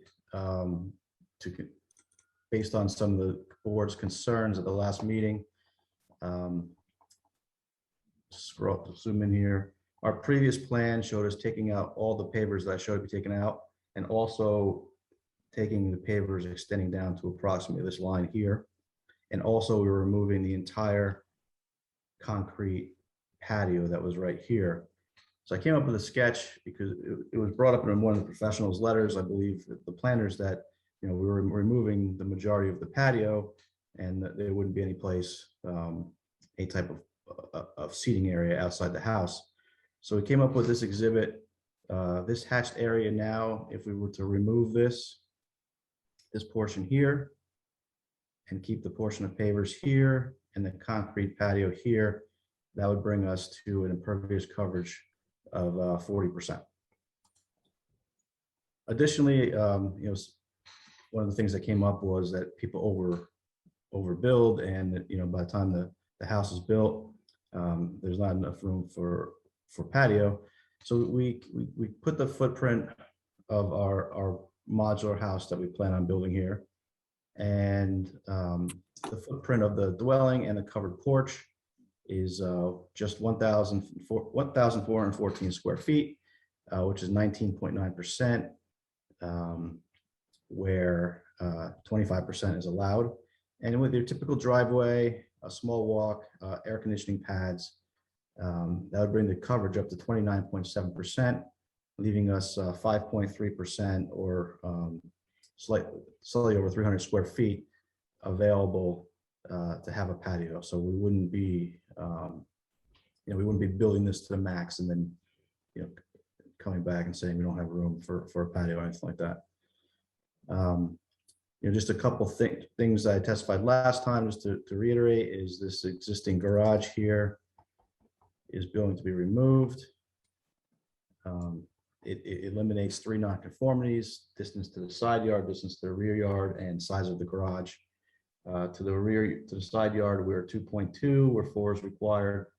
On the side here is 3.1, where 4 is required, and max allowable garage area is 450 square feet, or 450 square feet, and this garage is 566 square feet. So the removal of this garage will eliminate 3 nonconformities on the site. And also, as I testified to the last time, this existing driveway here, which I'll just try and trace it. It's kind of grayed out here. Kind of goes like this, up and around to the garage, back down around. It is a huge area. It's 4,081 square feet, and there's no drainage for it. Water just runs off that. It's got a fairly decent pitch to it, and that'll be eliminated. And just to see how large that driveway is, the entire impervious area of the new lot will be about 20, with the 300, it's right, what I designed now is 2,100. So with a 300 square foot patio, we're looking at about 2,400 square feet. So the entire size of this driveway that would be removed from this lot is much larger than the improvements we're going to be putting on that lot.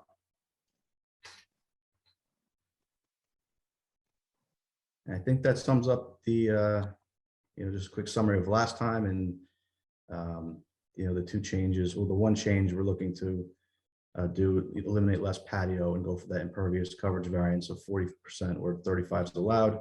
And just to give the board an idea of the size, location, and shape of the proposed house on lot 26.02.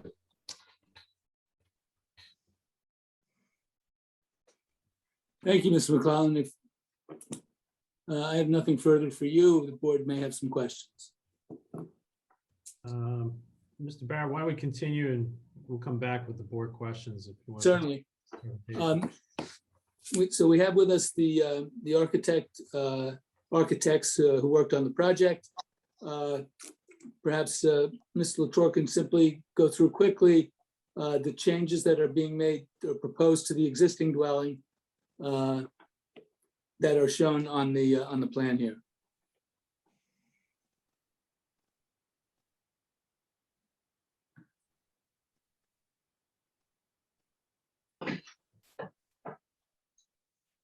Yes, hello, I'd like to share my screen with you here, if that's okay. Sure, please go ahead.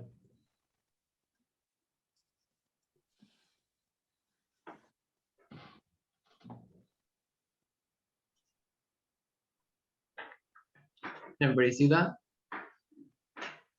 Yes. Yeah. And has this already been provided in our packet? This? Yes. Okay, just checking. Yeah, this is actually the proposed new dwelling, and here's the existing dwelling. And it was all submitted as part of the packet back in April or May, whenever it was submitted. Okay, thank you.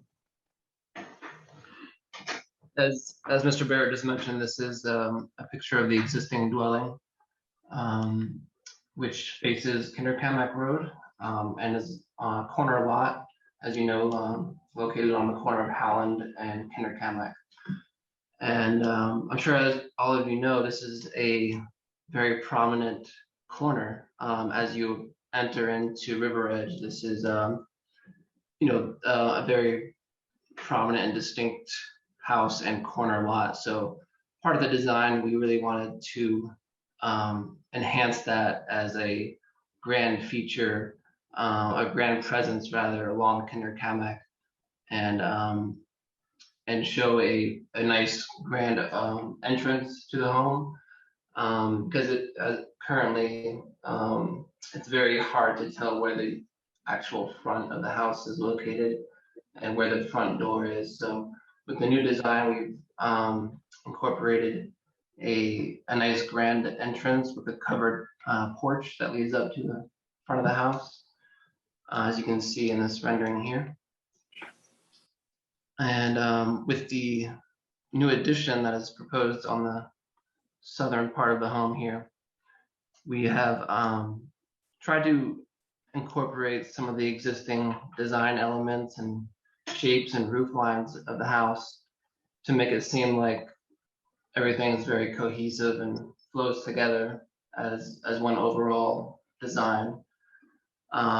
So as you can see with the gable, the existing gable, as you see on my mouse here, we have, matched some of those roof lines and angles over onto the addition to just have a cohesive balance with the the existing form of the structure, and so we've added some nice features as far as this nice arched windows above the door entering into the home, as well as some double height space that will be in the bedrooms on the addition as well.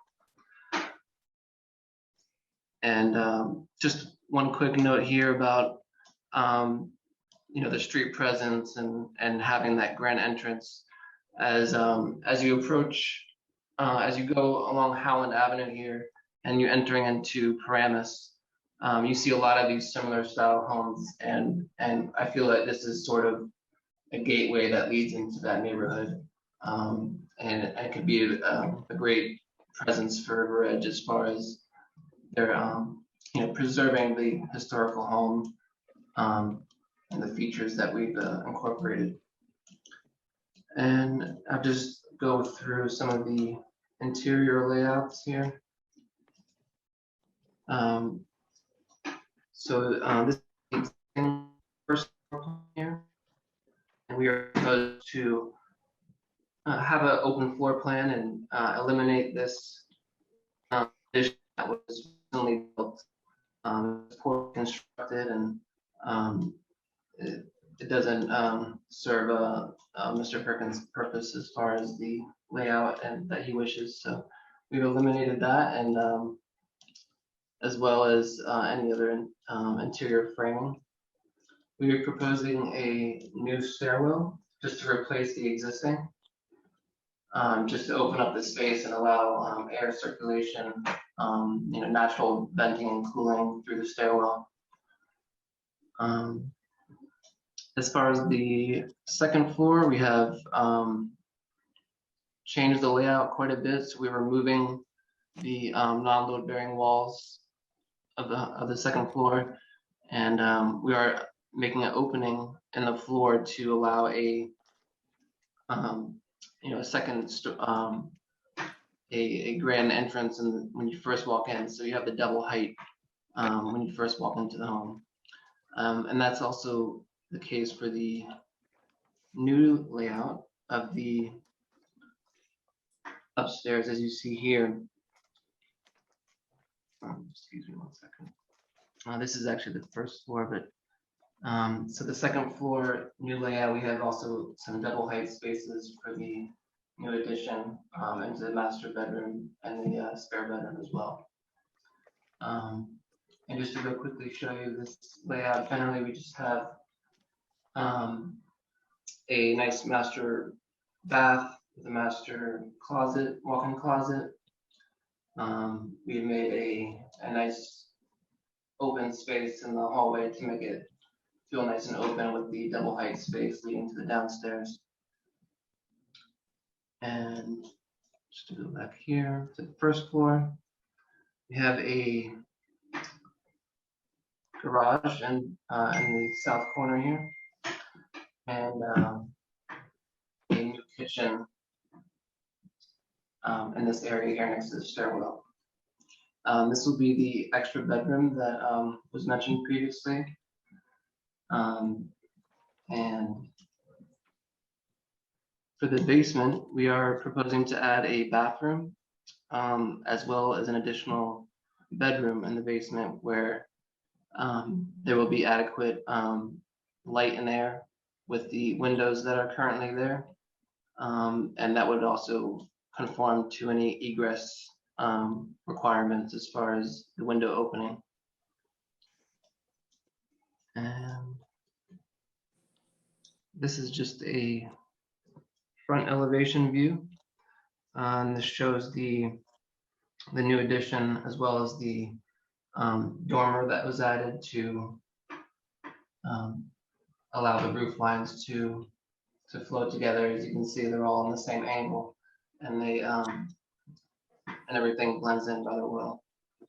We've also made it so that the entrance is centered into the building instead of before it was actually off-centered.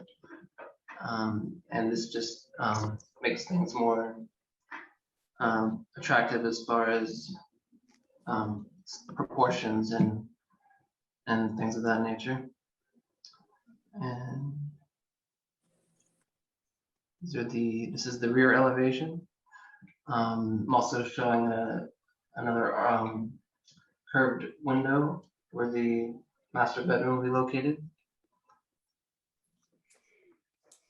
And on the side elevation, we have the new stairwell, which will be served as a natural ventilation, a solar chimney that can naturally ventilate the air coming throughout the house up to the attic to have some passive ventilation and cooling here.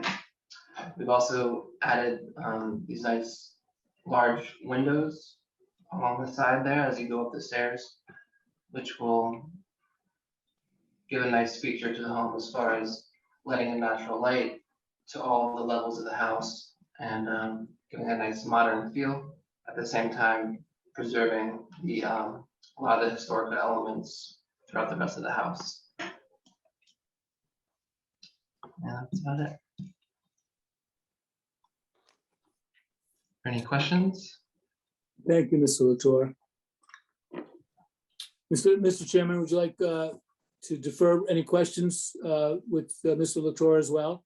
Yes, please. All right. So I think Ms. Gregory, I think we would ask you to summarize what you testified to in June and any additional testimony based on the new testimony that was presented this evening.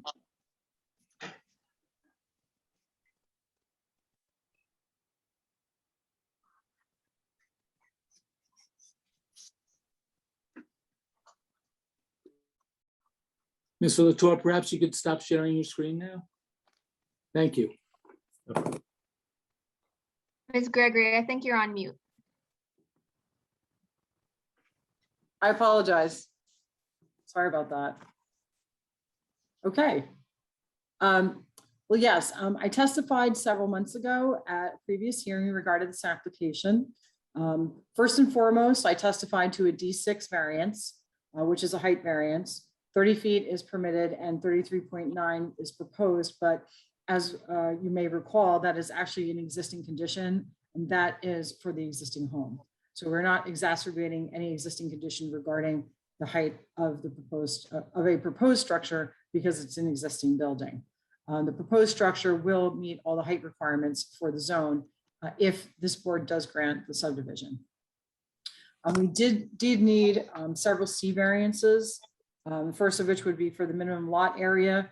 Because we have the house where it is on the property, while we actually have 2.4 times the amount of the minimum lot area required, we are going to be under on the proposed lot at 7,098 square feet, where 7,500 square feet is required. We also are under on the minimum lot width. 75 feet is required, and the proposed lot is going to have 65.23 feet. And again, that has to do with the existing house and where it's located on the property. And if you recall, and I could bring it up on my screen again, I had a tax map that indicated a number of lots that were located in this zone that either had lot areas and or lot widths that did not meet the minimum requirement. So therefore, we would not be setting a precedent for the diminished minimum lot width and also the lot area for the proposed subdivision for the one lot. We also needed a front yard setback variance. We had a 5-foot deviation. However, our property is a corner lot, so it's encumbered by basically 2 front yards, and we still need a side and a rear, but effectively, you know, the rear yard really acts as a side yard in this case. So we do believe that it can be granted. It follows suit for the rear yard setback. 25 feet is required, but we only have 5.4 feet, which is at the northern side of the property to the proposed lot. Again, we're encumbered by the corner property. So again, I would submit that we essentially have 2 yards that act as side yards. We also needed a variance for the improved lot coverage. That was discussed this evening. I know that we were discussing that at the last meeting, and we didn't really have a definitive answer on what we were proposing because we were talking about taking away some pavers and the like. So we've come to the conclusion that the applicant would like to ask for a 40% lot coverage where 35% is permitted. We think that this would be customary and ordinary in this particular location. And we also needed a driveway width variance, if you recall as well. The guiding, case law, if you may recall, is the Kaufman case. And that's basically where there was a subdivision, where there was a lot that was bigger than the other lots in the area, and it was going to be subdivided to be more in conformance with the zone. And I'd advocate that's what we're doing here, even though we do have one lot that is slightly undersized. And it did find that it ended up being a better plan for the property because they were in closer conformity to the lot widths and also the lot areas for the zone.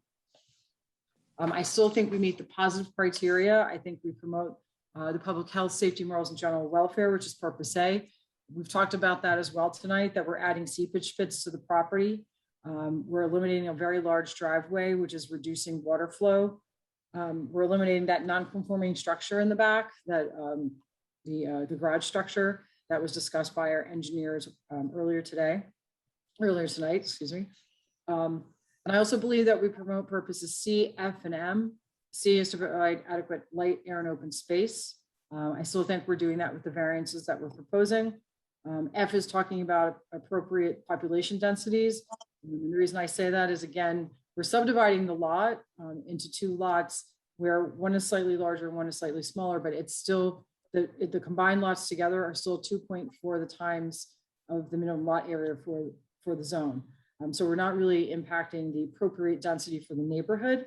And also purpose M, which talks about a more efficient use of land. And we believe that we're doing that here, given that there's already existing infrastructure such as water, sewer, roads, etc. So I don't believe there's also any substantial detriment to the public good by the granting of these variances. I don't believe it's going to set a precedent. And we cannot subdivide the lot any further. There are other lots in the area that have minimum lot areas and lot widths that do not meet the requirement for the zone.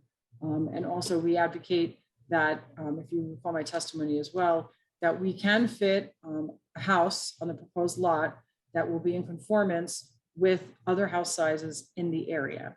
And lastly, I did have opportunity, obviously, look at your master plan and re-examination. I hope so. And well, I was just going to quote a couple of goals and objectives. And that would be the neighborhood goals and objectives include maintain the viability of established neighborhoods. We believe that we are still doing that here. Prevent the development of incompatible land uses. Define a mixture of housing types. We're going to have, the existing house, and then we're going to actually have a manufactured house that's located next door. And also we're going to enhance and maintain the neighborhood quality of life. I believe that we're still doing that here, even with proposed subdivision. So with that said, in summary, I think we still meet the positive and the negative criteria, as I stated a couple months ago in my testimony. Hopefully that's been enhanced by the further testimony this evening by the engineer and also the architect. Thank you, Ms. Gregory. Mr. Chairman, that's the extent of our witnesses for this evening. Okay, thank you very much, Mr. Barrett. Mr. Behrens, I'd like to start with you, if I may. All right, I'll try to be brief, and I have a few quick questions, I think, for each professional. So I'll start with Mr. McClellan. This one's for you. I think just as a condition, we talked about installing a fence along the northerly and westerly lot lines. Do you recall that? Yes, Okay, and that would be a solid fence? correct. Right, okay, so that would be one condition. At the previous hearings, I thought the home on the smaller lot was not actually being proposed at this time. I understand that you have sort of a footprint, but I don't think the board's seen any architectural plans for that dwelling. So I don't know if they'd necessarily be approving that home per se. Recognizing that it is designed to conform to the lot and would offer about 5% for a rear patio or so. So I guess it's really a question. Is the applicant proposing that dwelling at this time? Is the board expected to vote on that as part of the application? No, I would expect if we were to get subdivision approval, we'd have to come in with a full site plan for this lot. So it's just, this is what he wants to do. I just put the footprint on just to give it an idea based on the board's concerns last time. But the eventual house will be, if it's not this exact thing, it'll be similar and it will meet all the bulk requirements.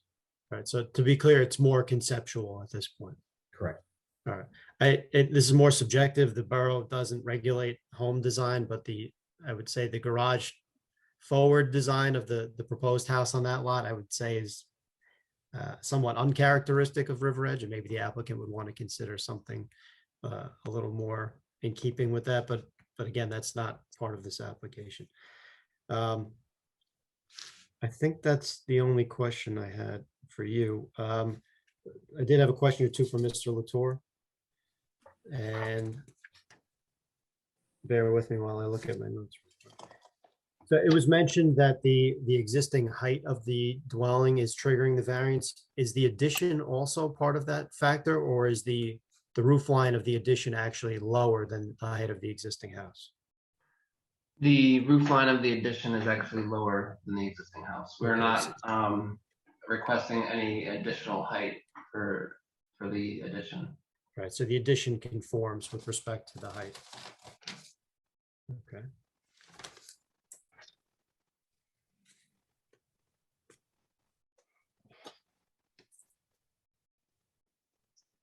I did have one, this isn't necessarily for you, Mr. Latour, but with respect to the patio, I understand it's proposed to be reduced in size so that the overall configuration is 40% for the larger lot.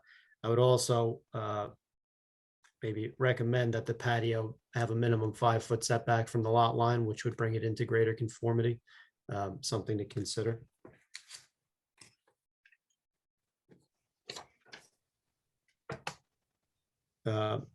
Ms. Gregory gave a good overview, I think, of the variance relief being requested, so I don't need to rehash that. And from my perspective, it seems that the board has to decide whether or not the proposed subdivision represents a better planning alternative than a conforming subdivision, you know, recognizing that the house is existing where it is. So that's all I have for now. Thank you, Mr. Burns. Mr. Costa. Any comments, questions from you? Hang on one second, Mr. Chairman.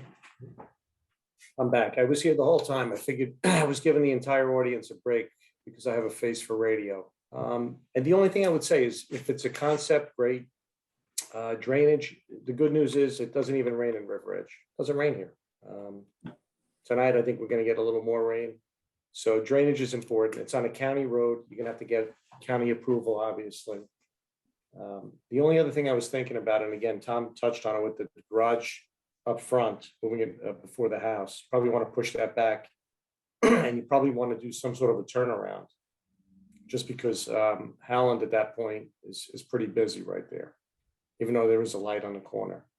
And again, it's really up to the board whether or not they want to create the undersized lot, whether it's a better, obviously a better planning alternative. And if this is the house, and I know the board has stated this in the past, you're not showing a patio, a deck, a swimming pool, none of the above. So you're at roughly 30%.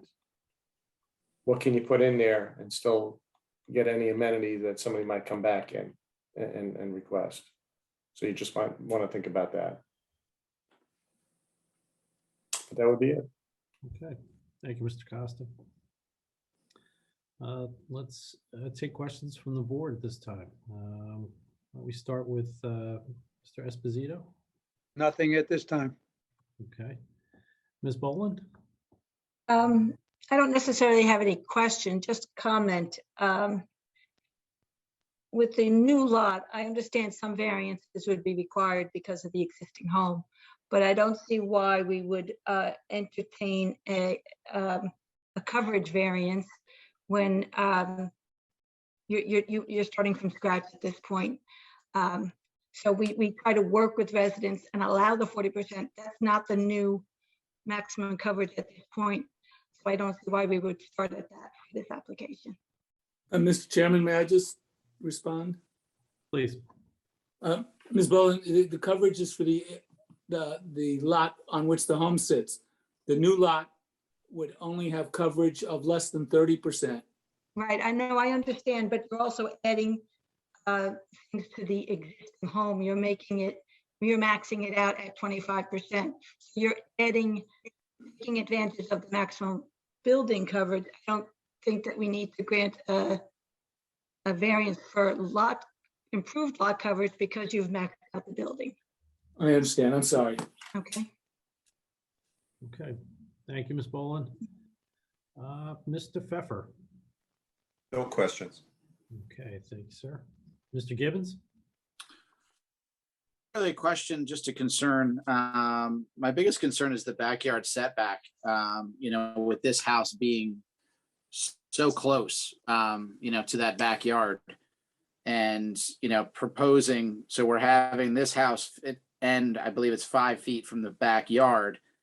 and then the next house potentially starting 7 feet from there. I think we're creating not the ideal other lot is sold.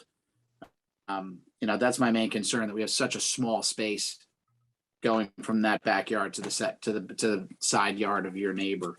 That's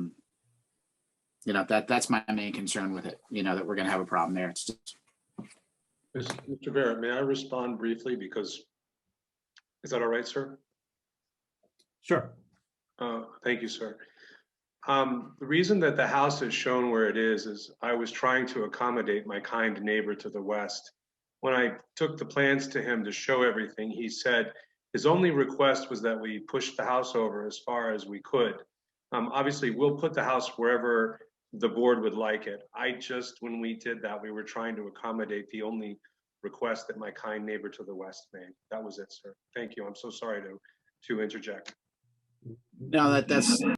Thank you. Yeah, I just, it's just too close, that backyard. And I think we're, somewhat setting someone else wanting to then build their backyard and cover further into their backyard. Get very, very close to that line where I believe it should be 25 and we're only at 5. Personally, I don't think that's. And I would just say, I think I stated this in my testimony in the beginning. It is, the reason for the house has to do with one of our children being special needs, and we don't know if we'll need the house later on. We own properties in Jersey City. We've been in River Edge for 10 years or so. We have no intention of selling the house. We'd like to keep it. It means a lot to us. So we're not planning on selling it, just so if that means anything to the board. Thank you. So sorry again to interject. Thank you. That's it for now. Okay, thank you, Mr. Gibbons. Mr. Cray? Yeah, couple of questions. First, actually, is for Mr. Behrens. Tom, is there anything I'm missing here that this deviates in any way from prior applications we had to divide conforming properties into non-conforming properties? Because there is a specific prohibition against doing that in the municipal code. Right. So ideally, in this case, where you have an oversized lot, I think it was mentioned that the existing lot is 2.4 times the size of the existing Correct. And it looks like I froze. Yeah. Yep. Okay. But can you hear me now? Yeah, Yes. you're back. All right, I'll repeat that quickly. So there's testimony that the existing lot is 2.4 times the size of the minimum permitted lot size of 7,500 square feet. So ideally, in a subdivision context, 2-lot subdivision, you would end up with 2 conforming lots. The applicant's making a case that this is a better planning alternative because they want to keep the existing home. I think in more recent subdivision applications, we've looked at situations where I think one example was there was a 100-foot wide lot and they wanted to have 2 50-foot wide lots, which, in this case, you have one conforming lot and one that's slightly less. So it's, again, it's what situation's better. And to have the, well, I'll stop there. That's it. Well, yeah. Well, I mean, we actually have 2 non-conforming lots because there are variances required for both of them. So correct, relative to the home, correct. Yes. Right. I guess the second question is there any prohibition against on the single lot having 2 structures? If we didn't subdivide it, but said, right, sure, you can, every change you're looking at, as a matter of fact, if that's allowable, it actually removes one of the variances that's required because that 5-foot setback on the back of the property, goes away. I believe the borough only allows one principal structure on the property. So for instance, they wouldn't be able to stick another house on it. They could theoretically add to it, but then they would only be allowed, they're allowed one single family home on the property and an accessory structure. Got it. Okay. Yeah, I guess that's the only questions I have. Thank you. Thank you, Mr. Cray. Mr. Arkelian. I'm good for now. Okay, thank you, sir. Mr. Merman. I have a couple of questions. And some of them are more clarifications. For the architects, do you know of any historical registrations or anything similar for this existing building? Sorry, I'm not aware of any.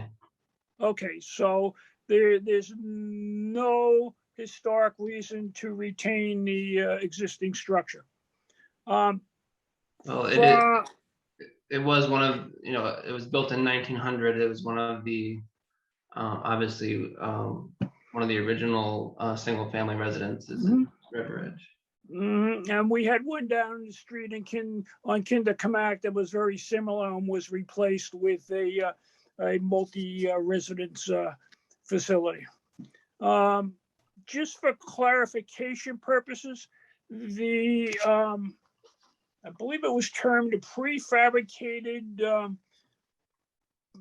drawings that were submitted were basically just a conceptual, and it's not the one that is intended to be installed. Is that correct? That's correct. Okay. Also, at the point that we stand right now, the applicant is going to recommending or suggesting that they're going to adjust the existing lot coverage to not exceed 40%. Is that correct? That is correct, yes. Okay. Now, I believe Exhibit B1 was displayed tonight by, I think it was one of the architects there. Yes, No, that it was Mr. the, McClellan.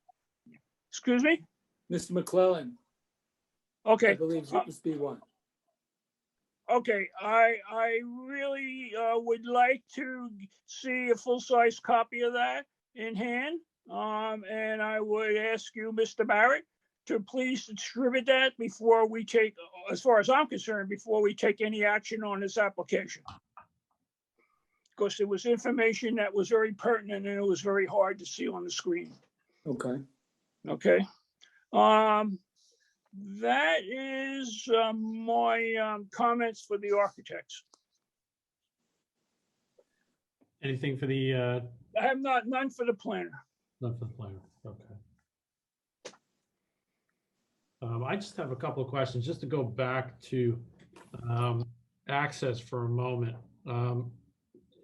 Just if somebody could just address, and I apologize, this may have been addressed previously, but if you could just recap, if you already addressed it, the access points from Howland Avenue, and if there's any sort of measurements taken about traffic safety for ingress and egress to both lots. Yeah, I can address that. So on the existing lot, proposed will be proposed lot 2601. We have that turnaround there. So we don't, the proposed driveway entrance is in a similar, or pretty much the exact same spot as it is currently now. And going out that way forwards is a little tricky. If you're going out and you want to cut across, you got cars backing up, going up Howland, sitting at the light, and also cars on Kinderkamak. When they make that right, they're coming up Howland pretty quickly. So one of the needs for the variance for the driveway width is because we have that kind of turnaround area there, and that will allow, you definitely don't want to be backing out onto Howland. So that's why we're requesting that the variance for driveway width. The proposed lot 2602, we'll have that same turnaround area. It is a little slightly safer spot because you're up away from the intersection a little bit more, but I still wouldn't want to back out onto Howland from there. So that would also have the turnaround area. Okay. One of the concerns I have is that there is another access point across the road there into the apartment complex. So you're, between traffic queuing to turn off of Howland onto Kinderkamak and traffic exiting, I would suggest maybe that there be some sort of a limitation on, ingress and egress here to, sort of a one-way movement up Howland, or westerly on Howland, you know, if we were to move, look favorably on the application. Yeah, I know you see that all the time coming out of commercial properties, you know, no left turn. I don't know how exactly it would work, the logistics of how it would work for residential properties, but, you know, I would agree that, you know, turning right onto Howland is a much safer maneuver. You're giving engineering testimony? He Yeah. is the engineer, Dick. Oh, okay, I have some questions for him. I missed that he was testifying as an engineer before. Yes,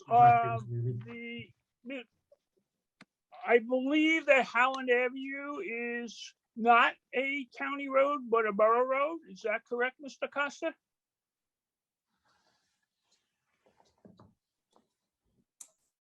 Howland, yeah, Howland is a local street, but the Okay. county normally takes jurisdiction 50 Right. feet from the intersection. Great, all right. So knowing that we, the borough, can control the egress into the new lot, that's correct? The borough could control, yeah. If the board Okay. decides to limit lefts or rights, you know, left-hand turns in, right only out. Exactly what I'm The getting. only issue is it's a you know, it's residential, it's a driveway. That's what I'm I getting- said earlier. Normally, if you're on a county road, like if you're on Kinderkamak, they require basically turnarounds, K-turns on the property.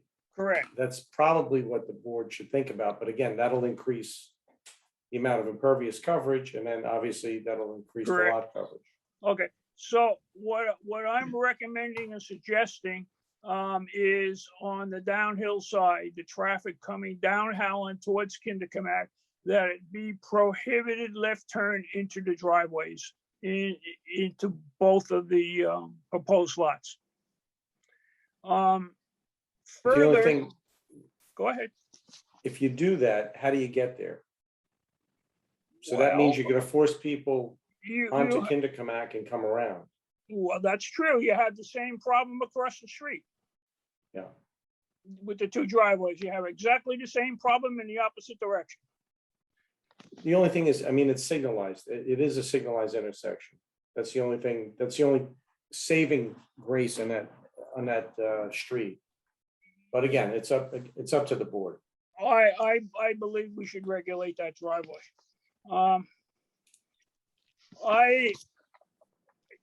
It was hard for me to see on Exhibit B1, but is the proposed new driveway location highlighted or established? Yeah, I can bring that back up. Well, it's not going to help because I can't read it on the smaller screen. I need to look at your drawing. What else have we got for you? I have a question on the overall development. And now that I've heard from the engineer, I'd like to address that.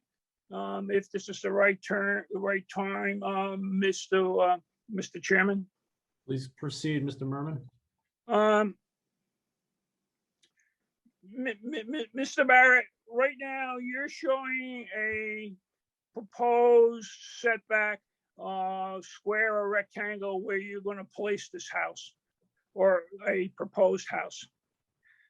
We have faced a lot of issues, as you've seen, with front yard porches and patios and so forth. I call that the patio and porch syndrome.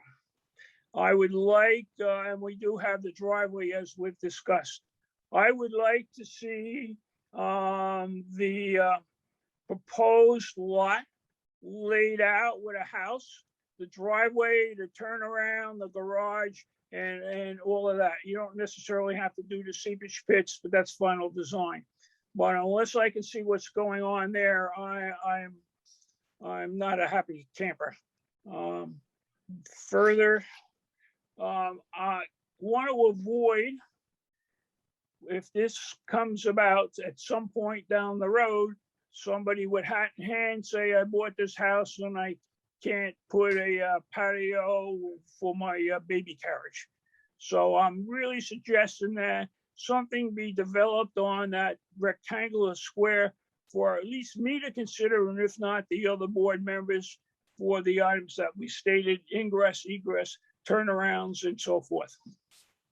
And Mr. Merman, once, if I just may interject 1 second, in terms of the coverage, that's what we've already shown. So just if you could tell me exactly what more we have to do. We're showing 29 point something as improved lot coverage. No, what you're talking about is the potential footprint or the setback areas. We're proposing, as I say, improved lot coverage, dwelling, driveway, etc., of 29 point something percent, leaving 5 point something percent for the future, for a deck, for a patio, etc., which is exactly what we were asked to do. And that would amount to 350 square feet. So, we're talking a 10 by 35 patio. you're talking percentages. I want to see something more specific under the current conditions. What Maybe B1 answers it. I don't know. I can't read B1. Okay. All right.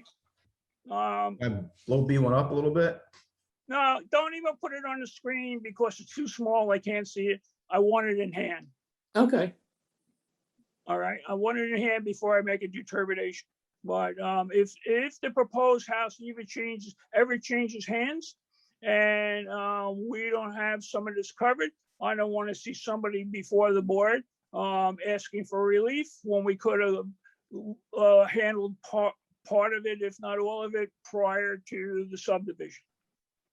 And I feel fairly strong about that. So I can't even consider acting on this till I see what's going on in the lot up above. Unless you want to put some kind of a deed restriction on there or whatever, and I don't even want to get into that at this point. But I feel strong about creating something that's going to come before the board at a later date because we didn't act properly at this time. So yes, that's what I've got, and I like to see that traffic control installed or at least put on a drawing or what have you, at least to have the board consider it. So that's where I stand, Mr. Chairman. Okay, thank you, Mr. Merman. There's something I'd like to follow up on. I forgot to ask earlier. Sure, go ahead, Mr. Gray.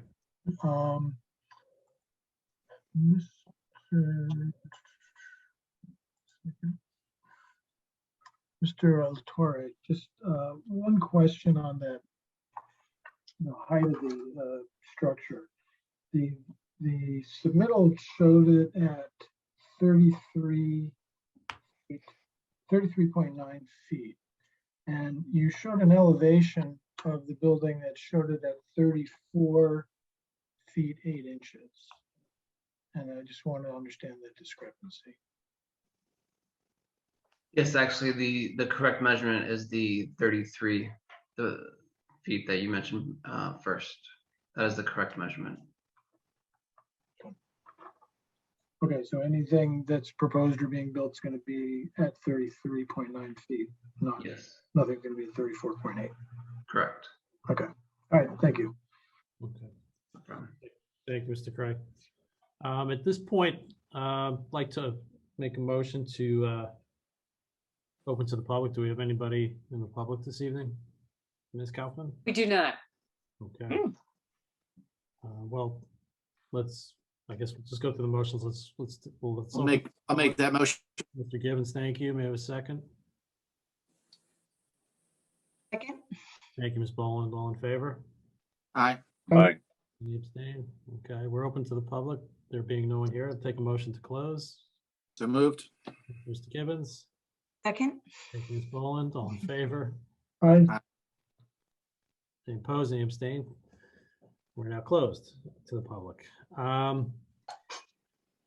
So at this time, if Mr. Merman has expressed in a concern, I think I share. I think it was helpful to see that plan this evening, but I think it would be helpful for the board to see a full copy of that plan in hand. So I would, I think my recommendation would be that we, Mr. Barrett, I propose this to you, is to allow the board the opportunity to review that drawing in hand. No problem, Mr. Chairman. I would just request though, not if, but when we return, is it all right if it's just the applicants, myself and the engineer? Or do we need the planner? Do we need the architect again? I think what we're left with are engineering questions rather than any others, unless I'm mistaken. I believe, and I'll ask Mr. Merman, I believe the last issues remaining are in fact engineering. They're not architectural at this point. So I think we just need the engineers. As far as I'm concerned, my questions relate to engineering rather than planning or architecture. Okay. You want me to take a poll of the board briefly just to confirm that? Yeah, I think just to make sure if there's anybody else on the board, if there has any questions of the architectural professionals or at this time. I just my issue with the setback, if to whomever this might be for, consider somehow not sticking with the 7 back on.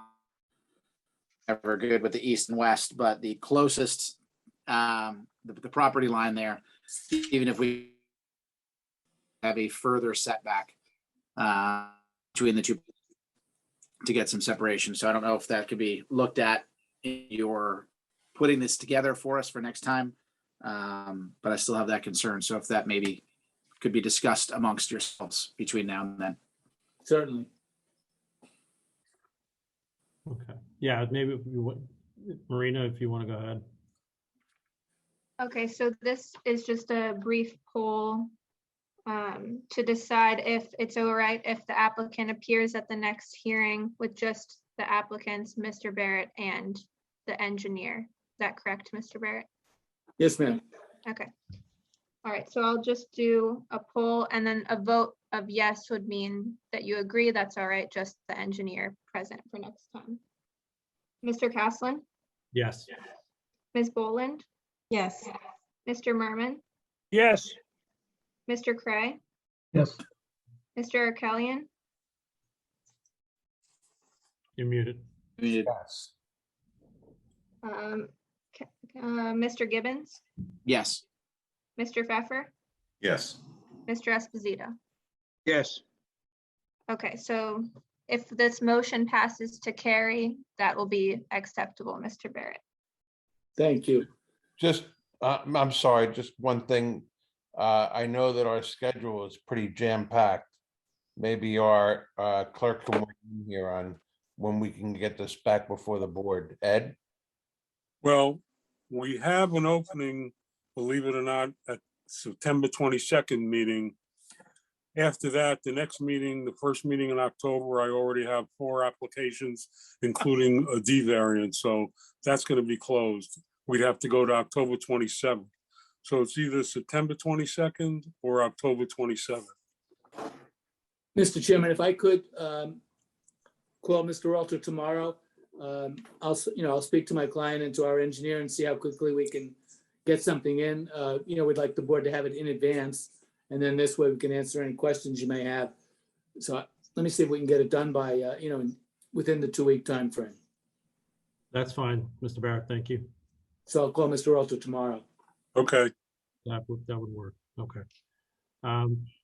With that, I would like to entertain a motion to carry this application to subject to scheduling with Mr. Alter, as we just alluded to. Mr. Chairman? Yes, sir. I'm assuming that by passing this motion, the applicant will waive any other requirements. Time limits? Yes, sir. Yes. Okay. You Very stole good. my question, Mr. Merman. Chairman, don't you have to, Tom, don't you have to push it to the 22nd and then otherwise you're gonna have to renotice?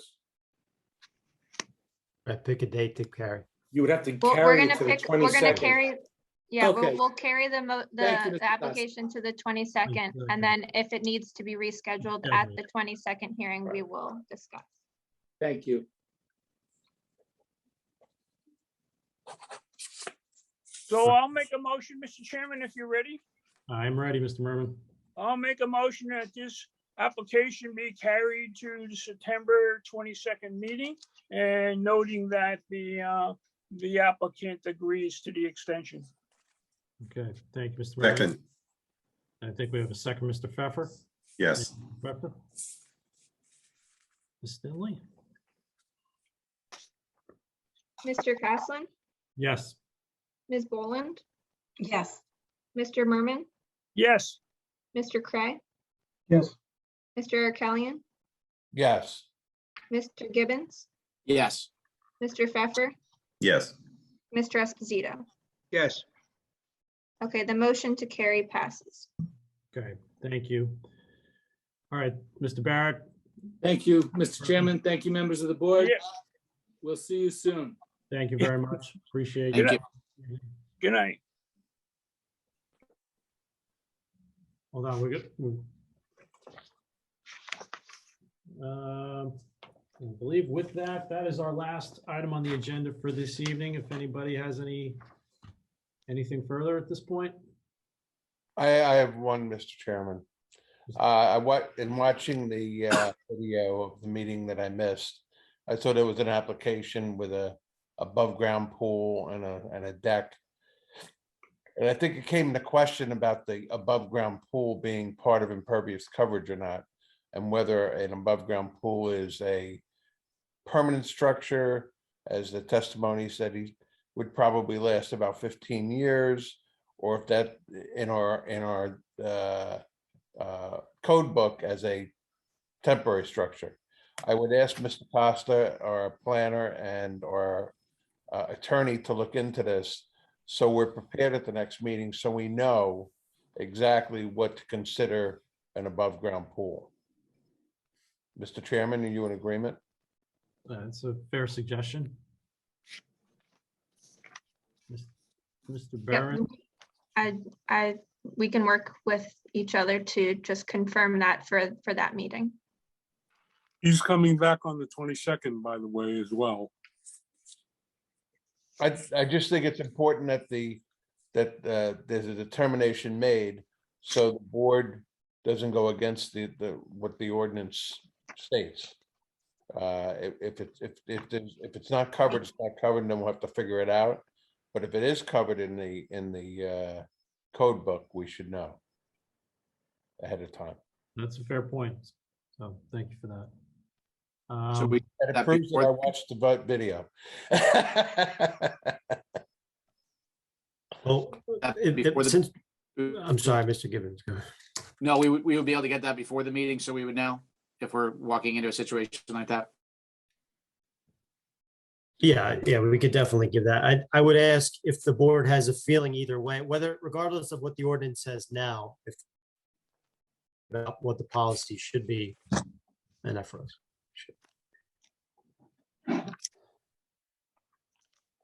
I would wanna just poll the caution board? against making any comments about that application tonight, but we can make sure that Tom and I and Mr. Costa will confer and provide our opinions to the board prior to the next meeting.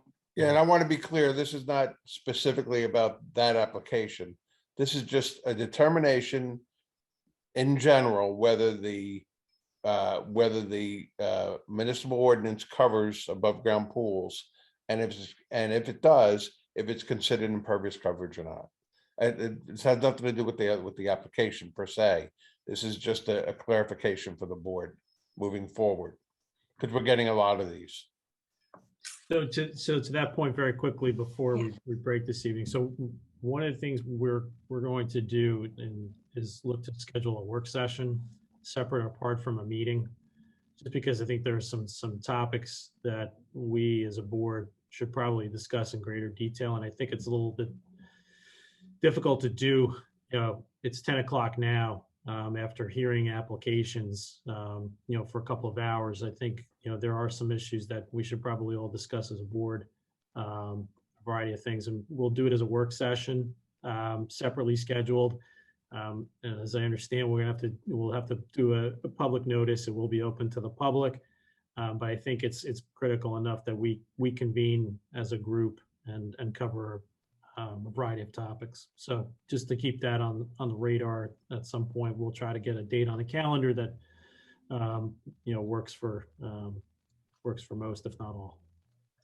And to that, I've only reached out to the committee for the ordinance review early on, and I have some initial comments, but I'll meet with them also first, get some more comments, and then be prepared for the work session to possibly discuss the committee's findings at that meeting. That would be great. Okay, very good. Thank you. Mhm. All right, with that, anything further? All right, I'll entertain a motion to close the meeting. So made, Mr. Chairman. Thank you, Mr. Merman. Have a second? Second. Oh, I Everyone. didn't on the drawer. Bye-bye. Mr. Eric, maybe in that. All right, all in favor? Aye. Bye. All right. Okay. Great evening, everyone. Thank you very much, as always. Good night, everyone. Good Good Good night. night, all. All right. Good night.